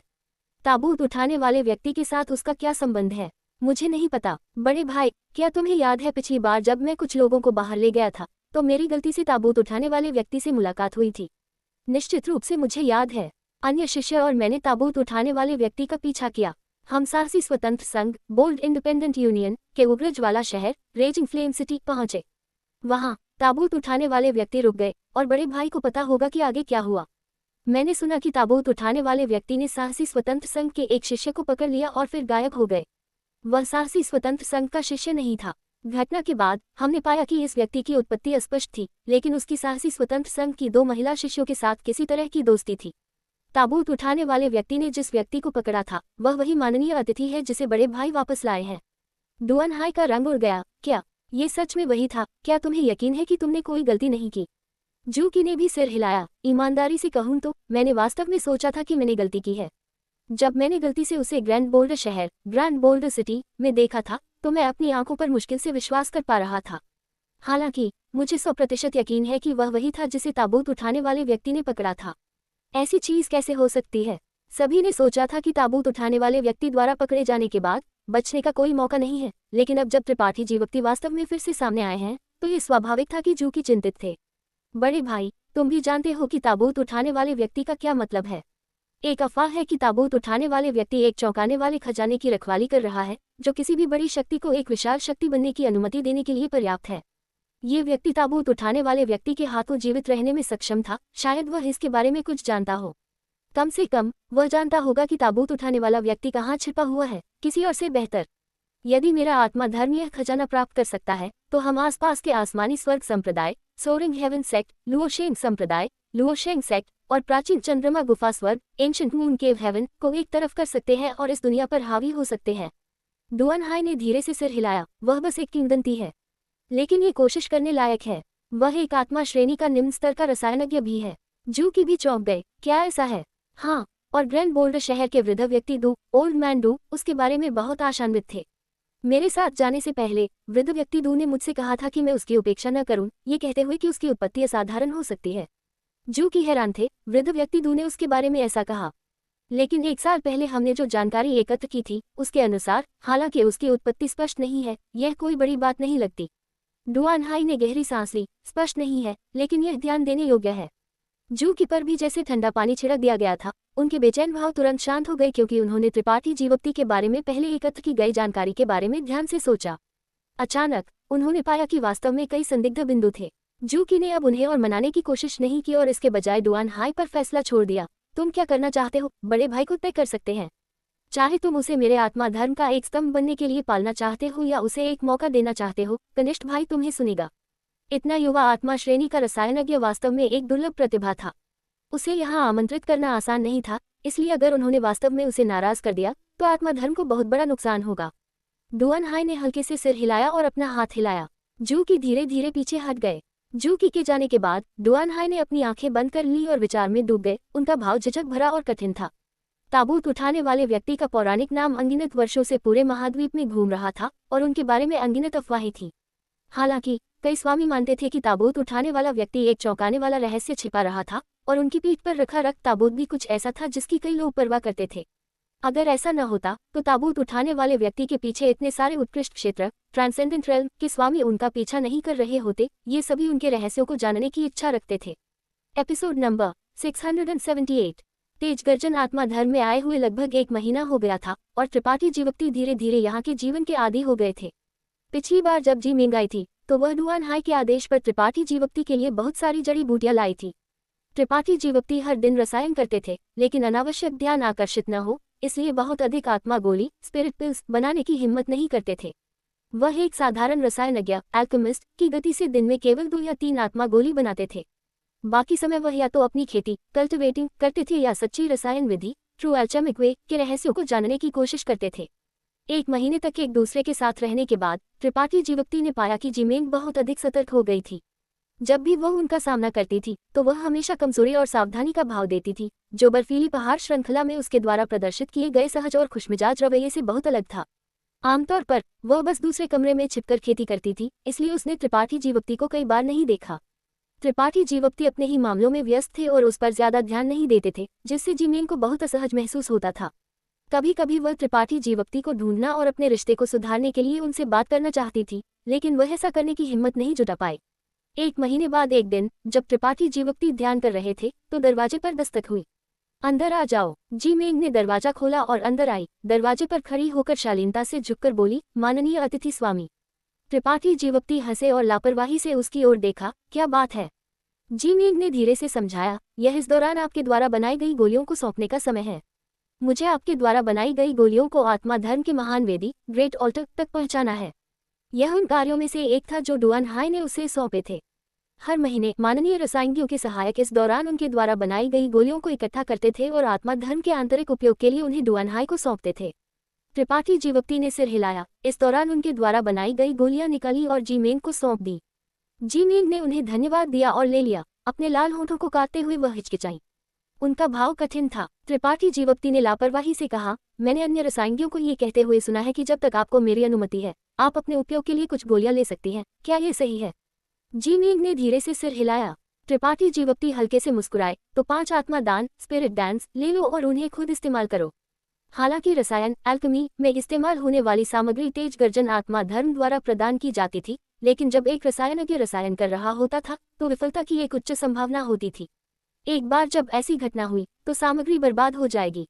इसलिए हर महीने रसायनज्ञ कितने गोली बनाता था ये केवल रसायनज्ञ और उसके सहायक को ही पता होता था। इस तरह इससे पहले कि उन्हें तेज गर्जन आत्मा धर्म के मुख्य वेदी मेन ऑल्टर को भेजा जाता, वे कुछ चालें चल सकते थे। जब तक यह आत्मा धर्म की स्वीकार्य सीमा के भीतर था, ये रसायनज्ञ अतिथि बुजुर्ग एल्केमिस्ट गेस्ट एल्डर्स गोलियों के एक छोटे से हिस्से को रोकने का विकल्प चुनते थे, उन्हें अपने सहायकों को प्रशिक्षित करने के लिए पूंजी के रूप में उपयोग करते थे। इस तरह न केवल उनके सहायक को लाभ हो सकता था, बल्कि वह उनके बारे में एक अच्छी धारणा भी प्राप्त कर सकता था और उन्हें अधिक ध्यान से सहायता करने के लिए प्रेरित कर सकता था। यह एक खुला रहस्य था और डुआन हाई इससे अच्छी तरह वाकिफ थे, लेकिन उन्होंने इसे रोकने की कभी कोशिश नहीं की थी। ऐसा इसलिए था क्योंकि रसायनज्ञ स्वामियों द्वारा रोकी गई आत्मादान का एक छोटा सा हिस्सा अंततः दिव्य संप्रदाय के शिष्यों पर इस्तेमाल किया गया था। चूंकि उत्कृष्ट योग्यता वाली इन महिलाओं को रसायनज्ञों की सेवा और देखभाल के लिए यहाँ भेजा गया था, डुआन हाई को भी उम्मीद थी कि वे जल्दी से बड़ी हो सकती हैं और एक दिन आत्मा धर्म का स्तंभ बन सकती हैं। त्रिपाठी जीवप्ती भी अन्य रसायनियों से बात कर रहे थे। ये वह जानकारी थी जो उन्होंने एकत्र की थी। त्रिपाठी जीवप्ती की बातों को सुनकर जिमेन खुशी से झूम उठी और जल्दी से अपना आभार व्यक्त किया। बहुत धन्यवाद माननीय स्वामी, मैं निश्चित रूप से इन 5 आत्मादान का अच्छा उपयोग करूंगी। वह केवल एक अमर आरोहण सीमा इमॉर्टल असेंशन बाउंड्री के 8वें चरण की खेती करने वाली थी, इसलिए ये आत्मादान उसे जो लाभ पहुंचा सकते थे वे बहुत अधिक थे। त्रिपाठी जीवप्ती ने और कुछ नहीं कहा। इसके बजाय उन्होंने लिखा कि इस महीने उन्होंने कितनी आत्मादान बनाई थी। उन्होंने उसे उन्हें डुआन हाई के पास ले जाने के लिए कहा। जीमेंग अत्यंत आभारी थी और जल्दी से पहाड़ की चोटी से चली गई। आत्मा धर्म के मुख्य वेदी में लौटने के बाद जीमेंग ने आत्मादान और त्रिपाठी जीवप्ती की रसीद डुआन हाई को सौंप दी। डुआन हाई ने आत्मादान की संख्या गिनी और संतुष्टि से सिर हिलाया। जैसे ही जीमेंग जाने वाली थी, डुआन हाई ने उसे आवाज दी। जीमेंग ने उत्सुकता से पूछा, क्या और कुछ है वृद्ध? डुआन हाई ने अचानक एक ऐसा सवाल पूछा जिसे जीमेंग समझ नहीं पाए। तुम उसके बारे में क्या सोचती हो? वह ठीक है, लेकिन वह थोड़ा चुपचाप रहने वाला है और दूसरों से बातचीत नहीं करता है। मैं 1 महीने से वहां हूं और मैंने उससे 10 शब्दों से ज्यादा बात नहीं की है। डुआन हाई हैरान थे, तुमने उससे ज्यादा बात नहीं की? तो क्या उसने कभी? जीमेंग शर्मा गई और जल्दी से सिर हिलाया। डुआन हाई के माथे पर बल पड़ गई क्योंकि उन्होंने कुछ अप्रसन्नता के साथ कहा, तुम्हें स्पष्ट होना चाहिए कि तुम्हें वहां भेजने का उद्देश्य क्या है। ये माननीय अतिथि मेरे आत्मा धर्म के विकास की नींव है, लेकिन वे केवल माननीय अतिथि हैं और किसी भी समय जा सकते हैं। तुम्हें उसे मजबूती से पकड़ना होगा और उसे स्वेच्छा से मेरे आत्मा धर्म में प्रवेश करने और एक शिष्य बनने के लिए राजी करना होगा। जीमेंग ने सिर हिलाया। शिष्य समझती है? क्या तुम इस काम के लिए योग्य हो? अगर नहीं, तो मैं किसी और को भेज सकता हूँ। मेरे आत्मा धर्म में सुंदरियों की कमी नहीं है। जीमेंग ने अपने दांत पीसे और जवाब दिया, शिष्य अपनी पूरी कोशिश करेगी। डुआन हाई ने अपना हाथ हिलाया। अच्छा है, जाओ, मैं तुम्हारे प्रदर्शन की उम्मीद कर रहा हूँ। जीमेंग भारी मन से चली गई। उसके जाने के बाद डुआन हाई ने सिर हिलाया और पास में बैठे और सुन रहे जूकी की ओर मुड़े। कनिष्ठ भाई, ऐसा लगता है कि इस व्यक्ति का वास्तव में मेरे आत्मा धर्म में लंबे समय तक रहने का इरादा नहीं है। जब मैं उसे यहाँ लाया था तो उसने भी यही बात कही थी। अन्यथा उसके जैसे एक गर्मजोशी वाले युवा के लिए सुंदरियों का दिन भर सामना करने पर भी उदासीन रहना असंभव होगा। जूकी ने भी आह भरी। ये दर्शाता है कि उसकी अपनी दृढ़ता और उद्देश्य है। इस तरह का व्यक्ति हमेशा बहुत आत्मविश्वासी होता है और उसे नियंत्रित करना मुश्किल होता है। डुआन हाई उलझन में थे, लेकिन उस समय उसने कहा था कि जब समय सही होगा तो उसे मेरे आत्मा धर्म से एक एहसान की जरूरत होगी, लेकिन मुझे नहीं पता कि वह क्या है। वरिष्ठ भाई क्या करने की योजना बना रहे हैं? चलो इंतजार करते हैं और देखते हैं। साहसी स्वतंत्र संघ ने पहले ही किसी को उसके बारे में ध्यान से पूछताछ करने के लिए भेजा है। इतना युवा आत्मा श्रेणी का रसायनज्ञ मैं वास्तव में ऐसी चीज होते हुए नहीं देख सकता। जूकी ने भी सहमति में सिर हिलाया। यदि संभव हो तो वे त्रिपाठी जीवप्ती को नाराज नहीं करना चाहते थे और इसके बजाय उनसे दोस्ती करने में बहुत खुश थे। जीमेंग के लौटने के बाद त्रिपाठी जीवप्ती ने स्पष्ट रूप से पाया कि वह थोड़ी उदास थी और उसके दिमाग में कई चीजें थीं। त्रिपाठी जीवप्ती ने नहीं पूछा। एक महिला के लिए अपने दिमाग में चीजें रखना सामान्य था। बहुत ज्यादा पूछने से केवल परेशानी होगी, इसलिए वह हर दिन अपने ही मामलों में डूबे रहे। हालांकि वृद्ध व्यक्ति डू और डुआन हाई की दोस्ती ने एक गारंटी के रूप में काम किया, त्रिपाठी जीवप्ती डुआन हाई पर भरोसा करने के लिए इतने बेवकूफ नहीं थे। इस दौरान त्रिपाठी जीवप्ती तेज गर्जन आत्मा धर्म की भी जांच कर रहे थे। यह जानना चाहते थे कि क्या वह आत्मविश्वास से इस महान शक्ति से पाटिल सुमित्रा, सुयान और अपनी छोटी वरिष्ठ बहन का ठिकाना खोजने में मदद करने के लिए कह सकते थे। अगर यह वास्तव में काम नहीं करता तो त्रिपाठी जीवप्ती इस जगह को छोड़ने में संकोच नहीं करेंगे। वह निश्चित रूप से साहसी स्वतंत्र संघ में वापस नहीं जा सकते थे। इतने सारे लोगों ने उसे ताबूत गुलाम कॉफन स्लेव द्वारा ले जाते हुए देखा था। अगर वह अब साहसी स्वतंत्र संघ में दिखाई देता तो वह निश्चित रूप से ध्यान का केंद्र बन जाता। अचानक उनके कंधे के ब्लेड से एक तेज दर्द आया क्योंकि उनके अंदर छिपी पवन और गर्जन शक्ति विंड एंड थंडर फोर्स फिर से सक्रिय होने लगी। त्रिपाठी जीवप्ती अपनी ध्यान से जागे, लेकिन इससे पहले कि उन्होंने अपनी आंखें खोली उन्हें एक नशीली खुशबू आई। आश्चर्य से ऊपर देखते हुए त्रिपाठी जीवप्ती ने जीमेंग को अपने बिस्तर के पास खड़ा देखा। उन्हें हल्के से घूरते हुए उनकी सुंदर आंखों में एक जटिल रोशनी चमक रही थी। त्रिपाठी जीवप्ती ने आश्चर्य से पूछा, तुम क्या कर रही हो? जीमेंग शर्मा गई, थोड़ी घबराई हुई लग रही थी, लेकिन वह जल्दी से शांत हो गई। अपने दांत पीसे झुक गई और बिस्तर के किनारे बैठ गई। एक अनिच्छुक मुस्कान निकालते हुए उन्होंने फुसफुसाया, क्या तुम थोड़ा भी ललचा नहीं रहे हो? त्रिपाठी जीवप्ती का भाव अजीब हो गया। तुम्हारा क्या मतलब है? तुम्हें क्या लगता है? जीमेंग ने उन्हें ध्यान से घूरा। हालांकि उनका चेहरा थोड़ा शर्मीला था, फिर भी उन्होंने अत्यंत साहपूर्वक काम किया। त्रिपाठी जीवप्ती का हाथ पकड़ने की पहल की और उसे अपने स्तनों को ढंकने के लिए निर्देशित किया। क्या तुम गंभीर हो? त्रिपाठी जीवप्ती चौंक गए क्योंकि उन्होंने उनके स्तनों की दृढ़ता और अद्भुत लोच महसूस की। उन्होंने उम्मीद नहीं की थी कि जीमेंग अचानक ऐसा कुछ करेगी। उनके हाथ की हथेली पर एक छोटा सा उभार धीरे धीरे सख्त हो गया। जी मीन की सांसें भारी हो गई क्योंकि उनके गाल जल रहे थे क्योंकि उन्होंने त्रिपाठी जीवक्ति के निचले शरीर पर अपनी आंखें घुमाई। उनका छोटा हाथ कांप रहा था क्योंकि वह टटोल रही थी। जिन सभी शिष्यों को माननीय अतिथियों के रूप में यहाँ भेजा गया था वे मानसिक रूप से तैयार थी। आप माननीय अतिथि जो चाहे कर सकते हैं। त्रिपाठी जीवक्ति ने उसका छोटा हाथ पकड़ा और माथे पर बल डालते हुए पूछा, क्या ये तुम्हारी इच्छा है या डुअन हाई का आदेश? क्या इससे कोई फर्क पड़ता है? जी मिंग, ये तुम्हारा स्वभाव नहीं है, अपने लिए चीजें क्यों मुश्किल बना रही हो? जी मिंग का भाव एक पल के लिए जम गया इससे पहले कि उसने अपने दांत पीस लिए। क्या तुम अभी भी एक पुरुष हो? तुम पहले से ही ऐसे हो फिर भी इतने उदासीन हो। त्रिपाठी जीवक्ति बस मुस्कुराए, मैं पुरुष हूँ या नहीं मुझे तुम्हें साबित करने की जरूरत नहीं है। लेकिन पिछली बार बर्फीली पहाड़ श्रृंखला में तुमने कहा था कि तुम मुझे दिखाना चाहते हो। जिमेंग उनके पास आई, उनकी सुगंधित गंध उनके नथुनों को भर रही थी, उनके दिल को मदहोश कर रही थी। त्रिपाठी जीवक्ति मुस्कुराए, मुझे ऐसी महिलाएं पसंद नहीं है जो बहुत ज्यादा नखरे करती हैं, लेकिन अगर तुम मेरे साथ खेलना चाहते हो तो मैं तुम्हें संतुष्ट कर सकता हूँ। जिमेंग ने त्रिपाठी जीवक्ति को नफरत से घूरा, तो चलो खेलते हैं। त्रिपाठी जीवक्ति की मुस्कान और भी शरारती हो गई क्योंकि उन्होंने हाथ बढ़ाया और जिमेंग को खींचा, उसे बिस्तर पर लिटा दिया। उनके बड़े हाथों ने उसके पूरे स्तनों को ढांक लिया और उन्हें रगड़ा। तुम क्या कर रहे हो? जी मिंग चौंक गई। अभी कुछ देर पहले इस कमीने ने उदासीनता का भाव प्रदर्शित किया था, लेकिन अब वह अचानक एक जानवर की तरह व्यवहार कर रहा था। वह वास्तव में इसे संभाल नहीं पाई। त्रिपाठी जीवक्ति ने बुराई से मुस्कुराया, जैसा तुम चाहती हो, तो तुम्हें मुझसे एक बात का वादा करना होगा। जी मिंग ने जल्दी से कहा। त्रिपाठी जीवक्ति द्वारा इस तरह रगड़े जाने पर जी मिंग की सुंदर आंखें अचानक धुंधली हो गई क्योंकि वह धीरे से करा उठी। उसके गाल गुलाबी हो गए क्योंकि उसका कोमल शरीर गर्म हो गया। वह क्या है? जब तुम मुझे ले लो तो तुम्हें मेरे आत्मा धर्म में शामिल होना होगा और मेरा शिष्य बनना होगा। अगर मैं मना कर दूं तो क्या होगा? तो जब तुम इसके बारे में सोच लो तो तुम मुझे ले सकते हो। तब तक इसके अलावा तुम जो चाहो कर सकते हो। उसे इस तरह मोलभाव करते हुए सुनकर त्रिपाठी जीवक्ति का उत्साह अचानक ठंडा हो गया। माथे पर बल डालते हुए उन्होंने हाथ बढ़ाया और उसे ऊपर खींच लिया। हल्के से कहा, देर हो गई है, वापस जाओ और आराम करो। जी मिंग ने उसे विस्मय में घूरा, उसका चेहरा निराशा और नाराजगी से भरा था। उसने पाया कि वह थोड़ी ज्यादा उत्सुक लग रही थी। एक जटिल भाव के साथ जी मिंग ने जल्दी से अपने अस्त व्यस्त कपड़ों को ठीक किया और धीरे धीरे चली गई। उसके जाने के बाद त्रिपाठी जीवक्ति हल्के से मुस्कुराए। उनका मानना था कि इस तरह का नुकसान झेलने के बाद यह महिला अब उनके सामने इतनी ढीठ नहीं होगी। त्रिपाठी जीवक्ति का मूल रूप से इस महिला के बारे में एक अच्छा प्रभाव था, ये सोचकर कि वो खुले विचारों वाली, सीधी और हमेशा अपने मन की बात कहती थी। लेकिन अब ऐसा लग रहा था कि उसके साथ ज्यादा संपर्क रखना एक अच्छा विचार नहीं था। उससे एक निश्चित दूरी बनाए रखना सबसे अच्छा था ताकि भविष्य में उसके साथ उलझने से बचा जा सके। Episode number 679। समय तेजी से बीत गया और जल्द ही त्रिपाठी जीवक्ति को तेज गर्जन आत्मा धर्म में आए हुए 2 महीने हो गए थे। 2 महीने का समय लंबा नहीं था, लेकिन ये छोटा भी नहीं था। त्रिपाठी जीवक्ति अभी भी ये तय नहीं कर पा रहे थे कि उन्हें अपने लक्ष्य को प्राप्त करने के लिए तेज गर्जन आत्मा धर्म पर निर्भर रहना चाहिए या नहीं। इस दौरान त्रिपाठी जीवक्ति ने पाया कि तेज गर्जन आत्मा धर्म में भी कई संदिग्ध सौदे, शेडी डीलिंग्स थे, जिससे वह असहज महसूस कर रहे थे। जी मिंग के तेज गर्जन आत्मा धर्म के मुख्य वेदी में दूसरी आत्मा गोली जमा करने के बाद लौटने पर उसने त्रिपाठी जीवक्ति को सूचित किया, वृद्ध दुआन आपको मुख्य वेदी में आमंत्रित करना चाहते हैं। त्रिपाठी जीवक्ति ने अपनी भौं उठाए, ओह क्या बात है। जी मिंग ने सिर हिलाया। वृद्ध ने नहीं बताया, वह बस चाहते हैं कि आप जल्द से जल्द वहां जाएं, उन्हें आपसे कुछ महत्वपूर्ण चर्चा करनी है।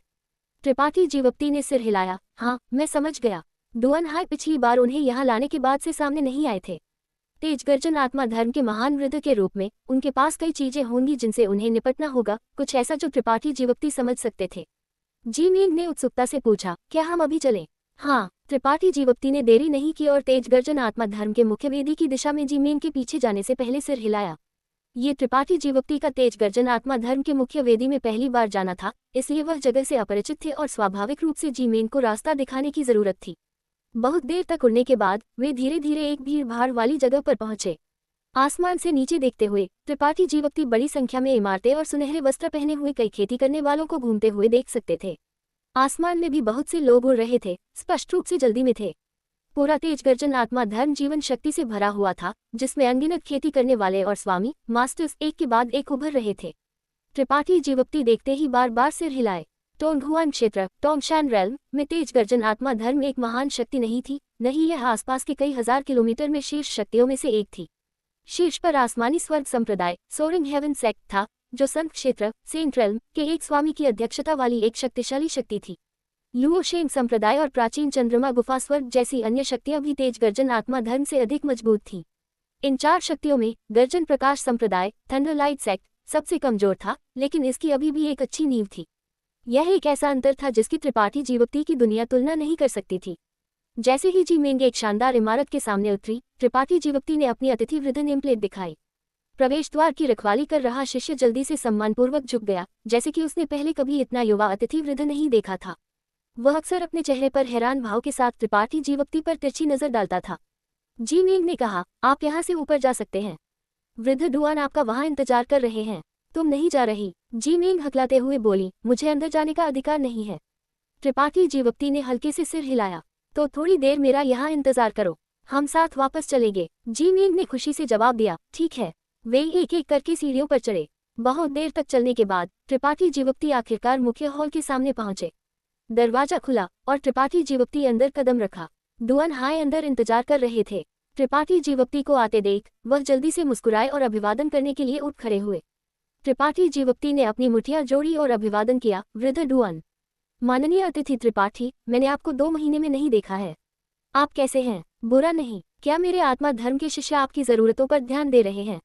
अगर माननीय अतिथि त्रिपाठी उससे संतुष्ट नहीं है तो मैं उसे आपके लिए बदल सकता हूँ। मुझे यकीन है कि आप संतुष्ट होंगे। त्रिपाठी जीवोक्ति ने सिर हिलाया, जरूरत नहीं। जी मेंग काफी अच्छी है। तो यह आप पर निर्भर करता है। डुआन हाई मुस्कुराए और त्रिपाठी जीवोक्ति को बैठने के लिए आमंत्रित किया। एक शिष्य ने उन्हें कुछ सुगंधित चाय परोसी। थोड़ी देर चाय पीने के बाद त्रिपाठी जीवोक्ति ने पूछा, मुझे नहीं पता कि वृद्ध डुआन ने इस बार मुझे यहाँ क्यों आने के लिए कहा। मैं आपके लिए क्या कर सकता हूँ? डुआन हाई ने जल्दी से अपना हाथ हिलाया और विनम्रता से कहा, मैं ऐसा करने की हिम्मत नहीं करूंगा। इस बार कुछ खास नहीं है, बस इतना है कि हर माननीय अतिथि मेरे आत्मा धर्म में आया है। हर बार जब कोई अतिथि यहाँ आता है तो मैं उनसे बात करता हूँ। त्रिपाठी जीवोक्ति का भाव उदासीन रहा, ये जानते हुए कि दूसरा पक्ष उनके साथ एक रिश्ता स्थापित करने की कोशिश कर रहा था। ये एक तरीका था जिसका उपयोग सभी महान शक्तियां लोगों का दिल जीतने के लिए करती थी। डुआन हाई ने मुस्कुराते हुए पूछा, मैंने माननीय अतिथि त्रिपाठी को पहले ही कहते हुए सुना है कि आप आत्मा धर्म में लंबे समय तक नहीं रह सकते हैं। क्या ये डुआन पूछ सकता है कि माननीय अतिथि त्रिपाठी को कुछ महत्वपूर्ण करना है? अगर आपको कुछ चाहिए तो माननीय अतिथि त्रिपाठी को विनम्र नहीं होना चाहिए। बस एक शब्द कहिए और मेरा आत्मा धर्म आपकी मदद करेगा। त्रिपाठी जीवोक्ति हंसे, जब समय आएगा तो मैं विनम्र नहीं रहूंगा। डुआन हाई ने धीरे से सिर हिलाया, वह सबसे अच्छा होगा।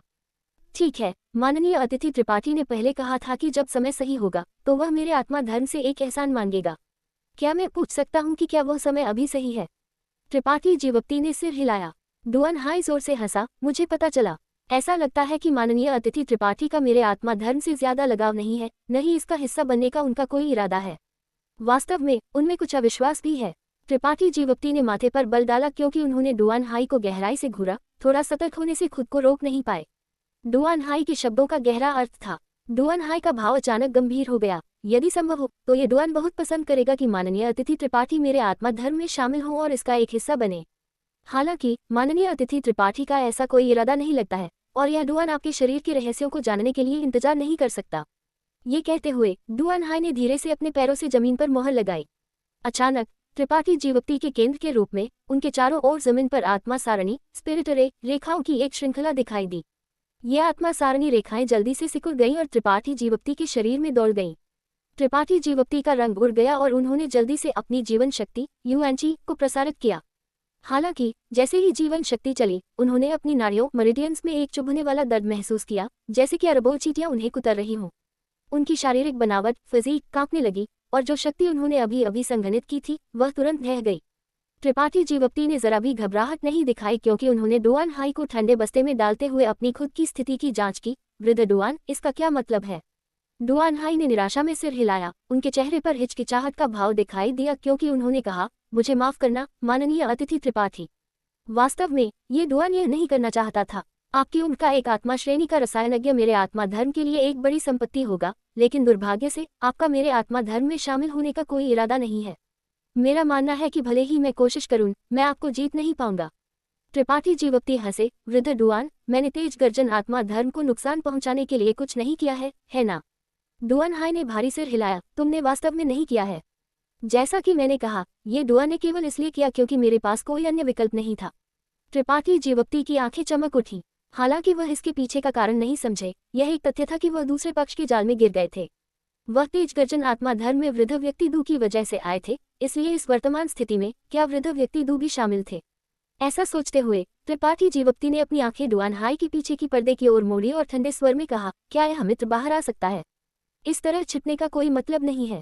उन्हें स्पष्ट रूप से लगा कि डुआन हाई के रवैये में अचानक बदलाव का पर्दे के पीछे छिपे व्यक्ति से बहुत कुछ लेना देना था। जूकी ने यह सुनकर चौंक गए। यह उम्मीद नहीं थी कि दूसरे पक्ष की अंतर्ज्ञान इंट्यूशन इतनी तेज होगी। एक पल के लिए सोचने के बाद उन्होंने भी खुद को दिखाया। जूकी का चेहरा देखने के बाद त्रिपाठी जीवप्ती को अचानक समझ में आया। उन्होंने इस व्यक्ति को पहले देखा था। साहसी स्वतंत्र संघ के उग्रज्वाला शहर के बाहर उन्होंने उसे ताबूत उठाने वाले व्यक्ति का पीछा करने वाले लोगों के समूह के बीच देखा था। कोई आश्चर्य नहीं कि त्रिपाठी जीवप्ती को लगा कि तेज गर्जन आत्मा धर्म नाम परिचित था। ये पता चला कि उन्होंने यूनशान को पहले इसका उल्लेख करते हुए सुना था। इस क्षण त्रिपाठी जीवप्ती अचानक समझ गए, इन सब की जड़ ताबूत उठाने वाला व्यक्ति था। त्रिपाठी जीवप्ती कड़वाहट से मुस्कुराए, तो ऐसा है। टोंगहुआन क्षेत्र इतना बड़ा था, उन्होंने उम्मीद नहीं की थी कि जैसे ही वह रहस्यमय छोटी दुनिया मिस्टीरियस स्मॉल वर्ल्ड से बाहर आएंगे उन्हें लक्षित किया जाएगा। उग्रज्वाला शहर में वापस केवल कुछ ही लोगों ने उन्हें ताबूत उठाने वाले व्यक्ति द्वारा पकड़े जाने का दृश्य देखा था।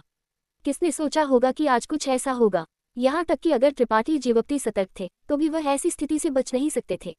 डुआन हाई ने कुछ पछतावे के साथ त्रिपाठी जीवप्ती को देखा और कहा, हाँ माननीय अतिथि, त्रिपाठी को पता होना चाहिए कि आपके पास जो है वह मेरी अद्वितीय मोहर यूनिक सील है। इसे तोड़ने के बारे में सोचना भी मत। जितना अधिक तुम अपनी जीवन शक्ति का उपयोग करोगे उतना ही अधिक असहज महसूस करोगे। उन्होंने कहा, ये डुआन तुम्हें शर्मिंदा नहीं करना चाहता। जब तक तुम आज्ञाकारी रूप से सहयोग करते हो मैं वादा करता हूँ कि मैं तुम्हें नुकसान नहीं पहुंचाऊंगा। त्रिपाठी जीवप्ती ने व्यंग्य किया, वृद्ध डुआन, क्या आप वृद्ध व्यक्ति दू की पता लगाने और आपको जिम्मेदार ठहराने से नहीं डरते? डुआन हाई ने सिर हिलाया। हालांकि वृद्ध व्यक्ति दू आपको बहुत मानते हैं, अगर वह पूछते हैं तो इस डुआन के पास एक स्पष्टीकरण है। माननीय अतिथि, त्रिपाठी को इसकी चिंता करने की जरूरत नहीं है। त्रिपाठी जीवप्ती के माथे पर बल पड़ गए क्योंकि उन्हें एहसास हुआ कि वृद्ध व्यक्ति दू को इस मामले के बारे में कुछ भी पता नहीं होना चाहिए, जिससे उन्हें कुछ राहत मिली। अगर वृद्ध व्यक्ति दू ने भी उनके खिलाफ साजिश रची होती तो त्रिपाठी जीवप्ती केवल खुद को बहुत बेवकूफ होने के लिए दोषी ठहरा सकते थे। डुआन हाई और जूकी की खेती को महसूस करते हुए त्रिपाठी जीवप्ती ने खुद को रोका और जल्दबाजी में काम नहीं किया। ये दोनों दूसरे क्रम के उत्कृष्ट सेकंड ऑर्डर ट्रांसेंडेंस थे, इसलिए भले ही वह अपनी पूरी ताकत का इस्तेमाल करते, उनके चंगुल से बच निकलना उनके लिए असंभव होगा। इससे भी अधिक, ये तेज गर्जन आत्मा धर्म का मुख्यालय था, जहां अनगिनत स्वामी थे और वह जीवन शक्ति को सील करने वाली मुहर के अधीन थे। अंधाधुंध काम करने से केवल स्थिति खराब होगी। त्रिपाठी जीवप्ती ने समय टालने का मन बना लिया। भागने का अवसर तलाशते हुए उन्होंने पूछा, क्या मैं पूछ सकता हूँ कि वृद्ध डुआन ने मेरे खिलाफ कार्रवाई करने के लिए आज तक का इंतजार क्यों किया? आप मेरे आते ही कार्रवाई कर सकते थे। डुआन हाई ने असहायता से कहा, इस डुआन ने पहले ही कहा था कि मैं आपको बहुत मानता हूँ और आपके खिलाफ कार्रवाई नहीं करना चाहता था, और वृद्ध व्यक्ति दू ने भी मुझे बताया था कि आपका एक बहुत मजबूत समर्थक है। हालांकि 2 महीने के अवलोकन के बाद इस डुआन ने पाया कि तुम जल्द या बाद में चले जाओगे और तुम उतने सरल नहीं हो जितना वृद्ध व्यक्ति दू ने कहा था, किसी दूरस्थ पिछड़े गांव का कोई छोटा बच्चा। त्रिपाठी जीवप्ती ने व्यंग्य से उन्हें देखा, तो वृद्ध डुआन के पास डरने के लिए कुछ नहीं है। डुआन हाई ने टिप्पणी नहीं की, माननीय अतिथि त्रिपाठी, मैं तुम्हारे साथ शब्दों को बर्बाद नहीं करूंगा। मैंने ऐसा इसलिए किया क्योंकि मैं ताबूत उठाने वाले व्यक्ति का रहस्य जानना चाहता हूँ। तुम्हें पकड़े जाने के बाद क्या हुआ? तुम उसके चंगुल से कैसे बच निकले और वह कहाँ छिपा है? अगर माननीय अतिथि त्रिपाठी मुझे ये बता सकते हैं तो मैं तुम्हें जाने दे सकता हूँ। त्रिपाठी जीवप्ती हंसे, मुझे नहीं पता। लोगों को चुप कराने के लिए मारना कुछ ऐसा था जो त्रिपाठी जीवप्ती ने पहले किया था, इसलिए स्वाभाविक रूप से वह डुआन हाई पर इतनी आसानी से विश्वास नहीं करेंगे। चूंकि डुआन हाई ने ऐसा करने की हिम्मत की थी, वह ऐसा करने में संकोच नहीं करेंगे। जब तक त्रिपाठी जीवप्ती इस रहस्य को रखता था, डुआन हाई वास्तव में उसे कुछ नहीं करेगा, लेकिन अगर उसने किया तो त्रिपाठी जीवप्ती को यकीन था कि वह अगले पल एक लाश बन जाएगा। जूकी आगे बढ़ा और ठंडे स्वर में कहा, भाई, उसके साथ अपनी सांस बर्बाद मत करो। केवल एक शिखर अमर आरोहण सीमा, पीक इमॉर्टल असेंशन बाउंड्री का बच्चा मुझे अपनी आत्मा खोज तकनीक, सोल सर्चिंग टेक्निक का उपयोग करके उसके ज्ञान सागर नॉलेज सी के रहस्यों को खोदने दो। डुआन हाई ने आह भरी, माननीय अतिथि त्रिपाठी, जैसा कि आप देख सकते हैं, मेरा ये कनिष्ठ भाई, जूनियर ब्रदर, उतना अच्छा स्वभाव वाला नहीं है जितना मैं हूँ। उसका स्वभाव काफी अधीर है। अगर तुम मेरी आत्मा खोज तकनीक के कारण बुद्धिहीन इडियट नहीं बनना चाहते हो तो तुम मेरे साथ सहयोग कर सकते हो। एक अच्छा पुलिस वाला खेल रहा था जबकि दूसरा बुरा पुलिस वाला खेल रहा था। दोनों त्रिपाठी जीवप्ती की मनोवैज्ञानिक बाधा को तोड़ने और उन्हें आज्ञाकारी रूप से आत्मसमर्पण करने के लिए मजबूर करने के लिए शब्दों का उपयोग करना चाहते थे। उनके इरादे अत्यंत पापी, सिनिस्टर थे। Episode number 680। हालांकि आत्मा खोज किसी की यादों को जानने की अनुमति दे सकती थी, लेकिन यह व्यापक कॉम्प्रहेंसिव नहीं थी, इसलिए जब तक यह नितांत आवश्यक एब्सोल्युटली नेसेसरी न हो। डुआन हाई और जूकी इस तरीके का उपयोग त्रिपाठी जीवोक्ति से निपटने के लिए नहीं करना चाहते थे। उन्हें त्रिपाठी जीवोक्ति से सहयोग करने की पहल इनिशिएटिव करने की आवश्यकता थी, और उनकी राय में त्रिपाठी जीवोक्ति एक दूरस्थ स्थान से आए थे और युवा थे, इसलिए वह निश्चित रूप से साजिशकर्ता स्कीमिंग नहीं थे। हालांकि बातचीत की एक श्रृंखला सीरीज के बाद उन्होंने पाया कि यह छोटा बच्चा वास्तव में चबाने के लिए एक कड़ी हड्डी था।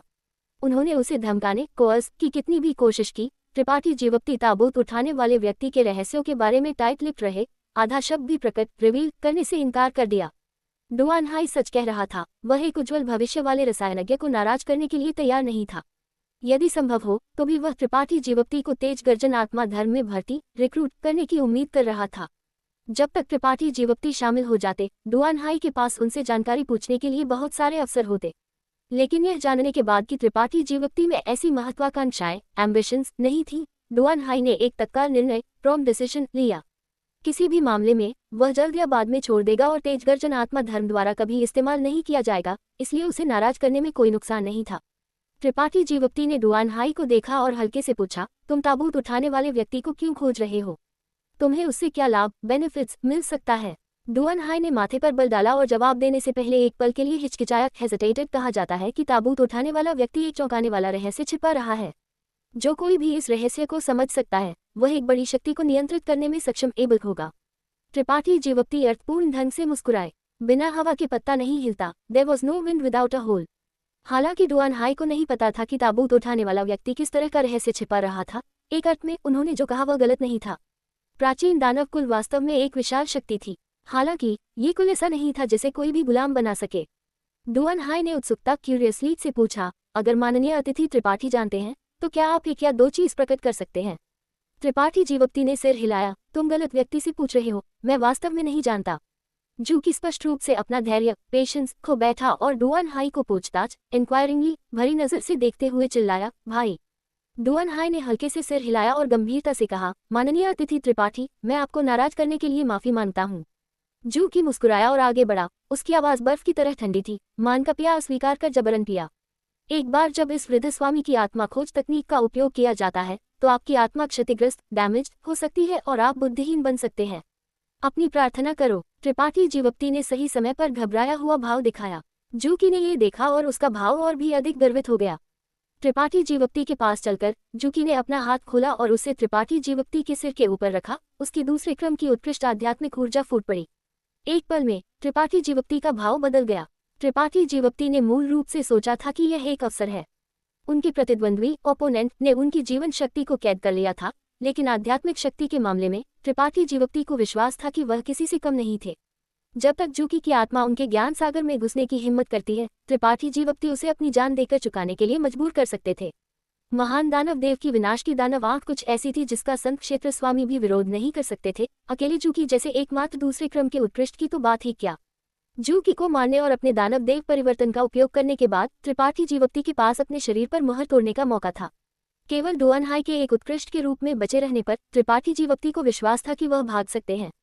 हालांकि जब जूकी ने हमला किया तो त्रिपाठी जीवोक्ति ने पाया कि उनके प्रतिद्वंद्वी की आत्मा उनके ज्ञान सागर में नहीं घुसी।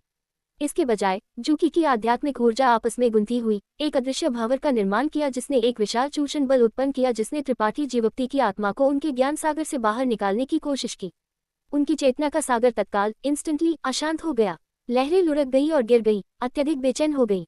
एक अकथनीय दर्द उनके शरीर में फैल गया, जिससे त्रिपाठी जीवोक्ति का चेहरा एक पल में विकृत हो गया। उनके माथे पर नीली नसें उभर आईं क्योंकि उनकी हड्डियां चरमरा गईं। ये एक ऐसा दर्द था जो उनकी आत्मा से आया था, एक ऐसा दर्द जो किसी भी शारीरिक दर्द से हजारों गुना अधिक तीव्र था। जूकी भी थोड़ा हैरान था। व्यंग्य करते हुए उसने कहा, विरोध करने की कोशिश मत करो। जितना तुम विरोध करोगे उतना ही तुम्हें दर्द महसूस होगा। आज्ञाकारी रूप से अपनी आत्मा की रक्षा जारी करो और मुझे तुम्हारी यादों को निकालने एक्सट्रैक्ट दो ताकि तुम्हें इतना दर्द सहन न करना पड़े। जूकी के शब्दों में एक अदृश्य शक्ति थी जिसने त्रिपाठी जीवोक्ति को उसके इरादों के अनुसार कार्य करने के लिए मजबूर किया। इसे समझते परसीविंग हुए त्रिपाठी जीवोक्ति और भी अधिक सतर्क हो गए। जूकी क्रोधित फ्यूरियस था और उसने अपनी आध्यात्मिक ऊर्जा का उत्पादन बढ़ा दिया, जिससे उसके द्वारा लगाया गया चूषण बल बहुत मजबूत हो गया। हालांकि त्रिपाठी जीवोक्ति की आत्मा एक उत्कृष्ट की तुलनीय कॉम्परेबल थी, फिर भी जूकी और उसके बीच एक अंतर था, और डुआन हाई भी अपने शिकार को देख रहे बाघ की तरह उन्हें घूर रहा था। अगर ये गतिरोध स्टेलमेट जारी रहा तो जूकी के सफल होने में केवल समय लगेगा। ये सब सोचते हुए त्रिपाठी जीवक्ति ने अचानक विरोध करना छोड़ दिया और इसके बजाय अपनी आध्यात्मिक ऊर्जा जारी की, इसे एक अदृश्य हमले में बदल दिया जो जूकी की ओर गोली मार शॉट दिया। जूकी हंसा और चिल्लाया, तुम खुद को ज्यादा ओवर एस्टिमेट आंकते हो। डुआन हाई का भाव बदल गया क्योंकि वह चिंता एंग्शियसली से चिल्लाया, कनिष्ठ भाई सावधान। उस पल में उसने अचानक एक तेज गर्म आभा महसूस की जिसने उसे अनैच्छिक रूप से संकट का एहसास कराया। जल्दी से पीछे हटे रिट्रीटिंग हुए उसने अपने और त्रिपाठी जीवक्ति के बीच कुछ दूरी खोल दी। एक धधकती गर्म चिंगारी अचानक फूट बर्स्ट आउट पड़े और जूकी का आत्मसंतुष्ट और खूंखार भाव तत्काल इंस्टेंटली उसके चेहरे पर जम गया क्योंकि उसने अपना सिर पकड़ लिया और दर्द से चीखने लगा। डुआन हाई की आंखें बाहर निकल आईं क्योंकि उन्होंने त्रिपाठी जीवक्ति को अविश्वसनीय रूप से घूरा प्रज्वलित ज्ञान सागर। जूकी की चीखें केवल एक पल के लिए रही इससे पहले कि वह ठीक हो गया। उस पल में वह अनजाने में पकड़ा गया था और त्रिपाठी जीवक्ति के प्रज्वलित ज्ञान सागर ने उसकी आत्मा को जला दिया था जिससे उसे कुछ नुकसान हुआ था। सौभाग्य से उसकी आध्यात्मिक ऊर्जा त्रिपाठी जीवक्ति से बहुत मजबूत थी, अन्यथा उसका भाग्य भयानक होता। अपने सदमे से उबरते रिकवरिंग हुए जूकी को ठंडा पसीना कोल्ड स्वेट आ गया। वह लगभग ऑलमोस्ट बुरी तरह विफल हो गया था। डुआन हाई का भाव अत्यंत जटिल था क्योंकि उन्होंने त्रिपाठी जीवक्ति को घूरकर धीमे स्वर लो वॉइस में पूछा, माननीय अतिथि त्रिपाठी, आपके पास वास्तव में एक प्रज्वलित ज्ञान सागर है। त्रिपाठी जीवक्ति की आंखें उदासीन रही क्योंकि उन्होंने नफरत और रिजेंटमेंट के साथ उन दोनों को घूरा, जवाब नहीं दिया। डुआन हाई अत्यधिक नाराज लग रहा था, तुमने पहले क्यों नहीं बताया? अगर तुमने कहा होता कि तुम्हारे पास एक प्रज्वलित ज्ञान सागर है तो मैं। हाँ, ये कहते हुए उसने धीरे से सिर हिलाया और आह भरी। अगर उसे पता होता कि त्रिपाठी जीवक्ति एक प्रज्वलित ज्ञान सागर वाला रसायनज्ञ है तो डुआन हाई ने कभी भी उसे इतनी आसानी से नाराज नहीं किया होता और ताबूत उठाने वाले व्यक्ति के रहस्य के बारे में पूछताछ करने की कोशिश नहीं की होती। आखिरकार वह रहस्य केवल एक किंवदंती थी। ताबूत उठाने वाला व्यक्ति वास्तव में एक अद्भुत खजाना छिपा रहा था या नहीं, डुआन हाई बस जुआ खेल रहा था। हालांकि एक प्रज्वलित ज्ञान सागर वाला रसायनज्ञ एक विशाल संपत्ति था। आज की दुनिया में शीर्ष रसायनज्ञ आसमान के रक्षक का वृद्ध व्यक्ति ने आज जो हासिल अचीव किया था वह इसलिए था क्योंकि उसके पास एक प्रज्वलित ज्ञान सागर था। आसमान के रक्षक के वृद्ध व्यक्ति का मानव, राक्षस और दानव जातियों के बीच सर्वोच्च प्रतिष्ठा थी। जो कोई भी उसे देखता था उसे सम्मान और आदर के साथ व्यवहार करना पड़ता था। अगर उसे पता होता कि त्रिपाठी जीवक्ति के पास भी आसमान के रक्षक के वृद्ध व्यक्ति जैसा एक प्रज्वलित ज्ञान सागर है तो डुआन हाई ने उसे जीतने, विनोवर और उसे तेज गर्जन आत्मा धर्म में शामिल करने के लिए अपनी पूरी ताकत लगा दी होती। भले ही उसे महान वृद्ध का पद सौंपना पड़े, डुआन हाई संकोच नहीं करता। एक रसायनज्ञ जिसके पास प्रज्वलित ज्ञान सागर है वह क्या प्रतिनिधित्व रिप्रेजेंटेड करता है तो भुवन क्षेत्र में हर स्वामी जानता था। इस पल में डुआन हाई पछतावे और नाराजगी से भरा हुआ था। जूकी ने त्रिपाठी जीवक्ति को गुस्से से घूरा, भाई जो हो गया सो हो गया, अब उससे शांति बनाने की कोशिश करना वास्तविक है। इस तरह का एक छोटा सा नुकसान झेलने के बाद उसने फिर से आत्मा खोज का उपयोग करने की हिम्मत नहीं की। एक प्रज्वलित ज्ञान सागर कुछ ऐसा नहीं था जिसे वह आसानी से छू सके। डुआन हाई ने जूकी को ठंडी नजर से घूरा, वह इस कनिष्ठ भाई को थप्पड़ मारकर मारना चाहता था। इस बारे में बोलते हुए जब उन्होंने उस दिन त्रिपाठी जीवक्ति को वापस आमंत्रित किया था, डुआन हाई भी अच्छे मूड में था। उसने महसूस किया कि त्रिपाठी जीवक्ति का एक उज्जवल भविष्य है और वह उसे जोरदार तरीके से पालना चाहता था। ये ठीक जूकी के अनुनय और समझाने के कारण ही डुआन हाई ने एक कदम पीछे लिया था। अब जब चीजें इस बिंदु पर पहुंच गई थी तो स्थिति को सुलझाने की कोई संभावना नहीं थी। जूकी ने एक निराश भाव से कहा, मुझे नहीं पता था कि उसके पास एक प्रज्वलित ज्ञान सागर है, अगर मुझे पता होता। डुआन हाई ने असहायता से सिर हिलाया इससे पहले कि वह त्रिपाठी जीवक्ति की ओर मुड़ा और कहा, माननीय अतिथि त्रिपाठी, आप आज हमने जो किया उसके लिए हमें माफ नहीं करेंगे, है ना? त्रिपाठी जीवक्ति के मुंह पर एक सूक्ष्म मुस्कान आ गई, मुझे जाने दो और मैं ढोंग करूंगा कि आज कुछ नहीं हुआ, कैसा रहेगा? डुआन हाई ने धीरे से सिर हिलाया और अपना हाथ फैलाया, स्ट्रेच्ड आउट कुछ ऊर्जा की किस्में भेजी जो त्रिपाठी जीवक्ति के चारों ओर रस्सियों की तरह लपेट रैप्ट गई। पछतावे से कहा, इस अपराध के लिए मुझे माफ करें। एक कालकोठरी के अंदर त्रिपाठी जीवक्ति को कैद कर लिया गया था। ये कालकोठरी एक विशेष प्रकार के अयस्क से बनी थी और एक रहस्यमय शक्ति इससे बह रही थी। समय समय पर कुछ उत्तम रन इसकी सतह पर चमकते फ्लैश थे। ये एक कालकोठरी थी जो एक उत्कृष्ट क्षेत्र स्वामी को रखने के लिए पर्याप्त लार्ज इनफ थी, इसलिए त्रिपाठी जीवक्ति को यहाँ रखकर डुआन हाई और जूकी चिंतित नहीं थे कि वह भागने की कोशिश करेंगे। जीवन शक्ति अभी भी कैद थी। त्रिपाठी जीवक्ति ने मुक्त ब्रेक फ्री होने के लिए कई बार कोशिश की, लेकिन हर बार वह विफल रहे। हर बार जब वह जीवन शक्ति का उपयोग करने की कोशिश करता था तो उसे अपने पूरे शरीर में एक चुभने वाला दर्द महसूस होता था जिससे वह असहनीय महसूस करता था। हालांकि वह एक कठिन परिस्थिति में था, त्रिपाठी जीवक्ति ने घबराहट के कोई लक्षण नहीं दिखाए। उन्होंने इससे पहले इससे भी बदतर वर्स स्थितियों का अनुभव किया था।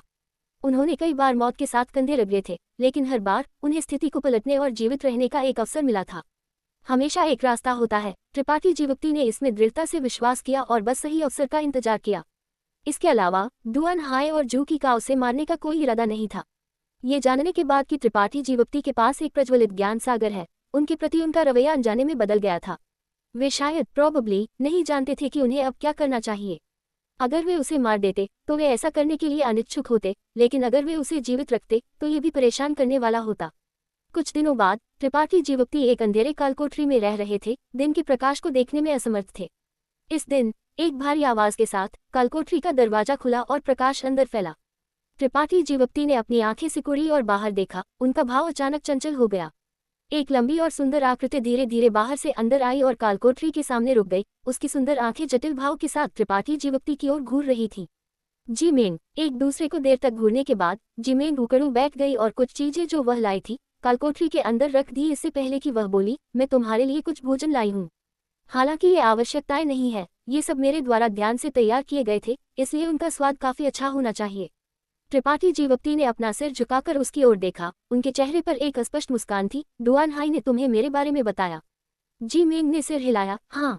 वह तुम्हें क्या करवाना चाहता था? जीमेंग ने गहरे स्वर में जवाब दिया, तुम्हें समझाना।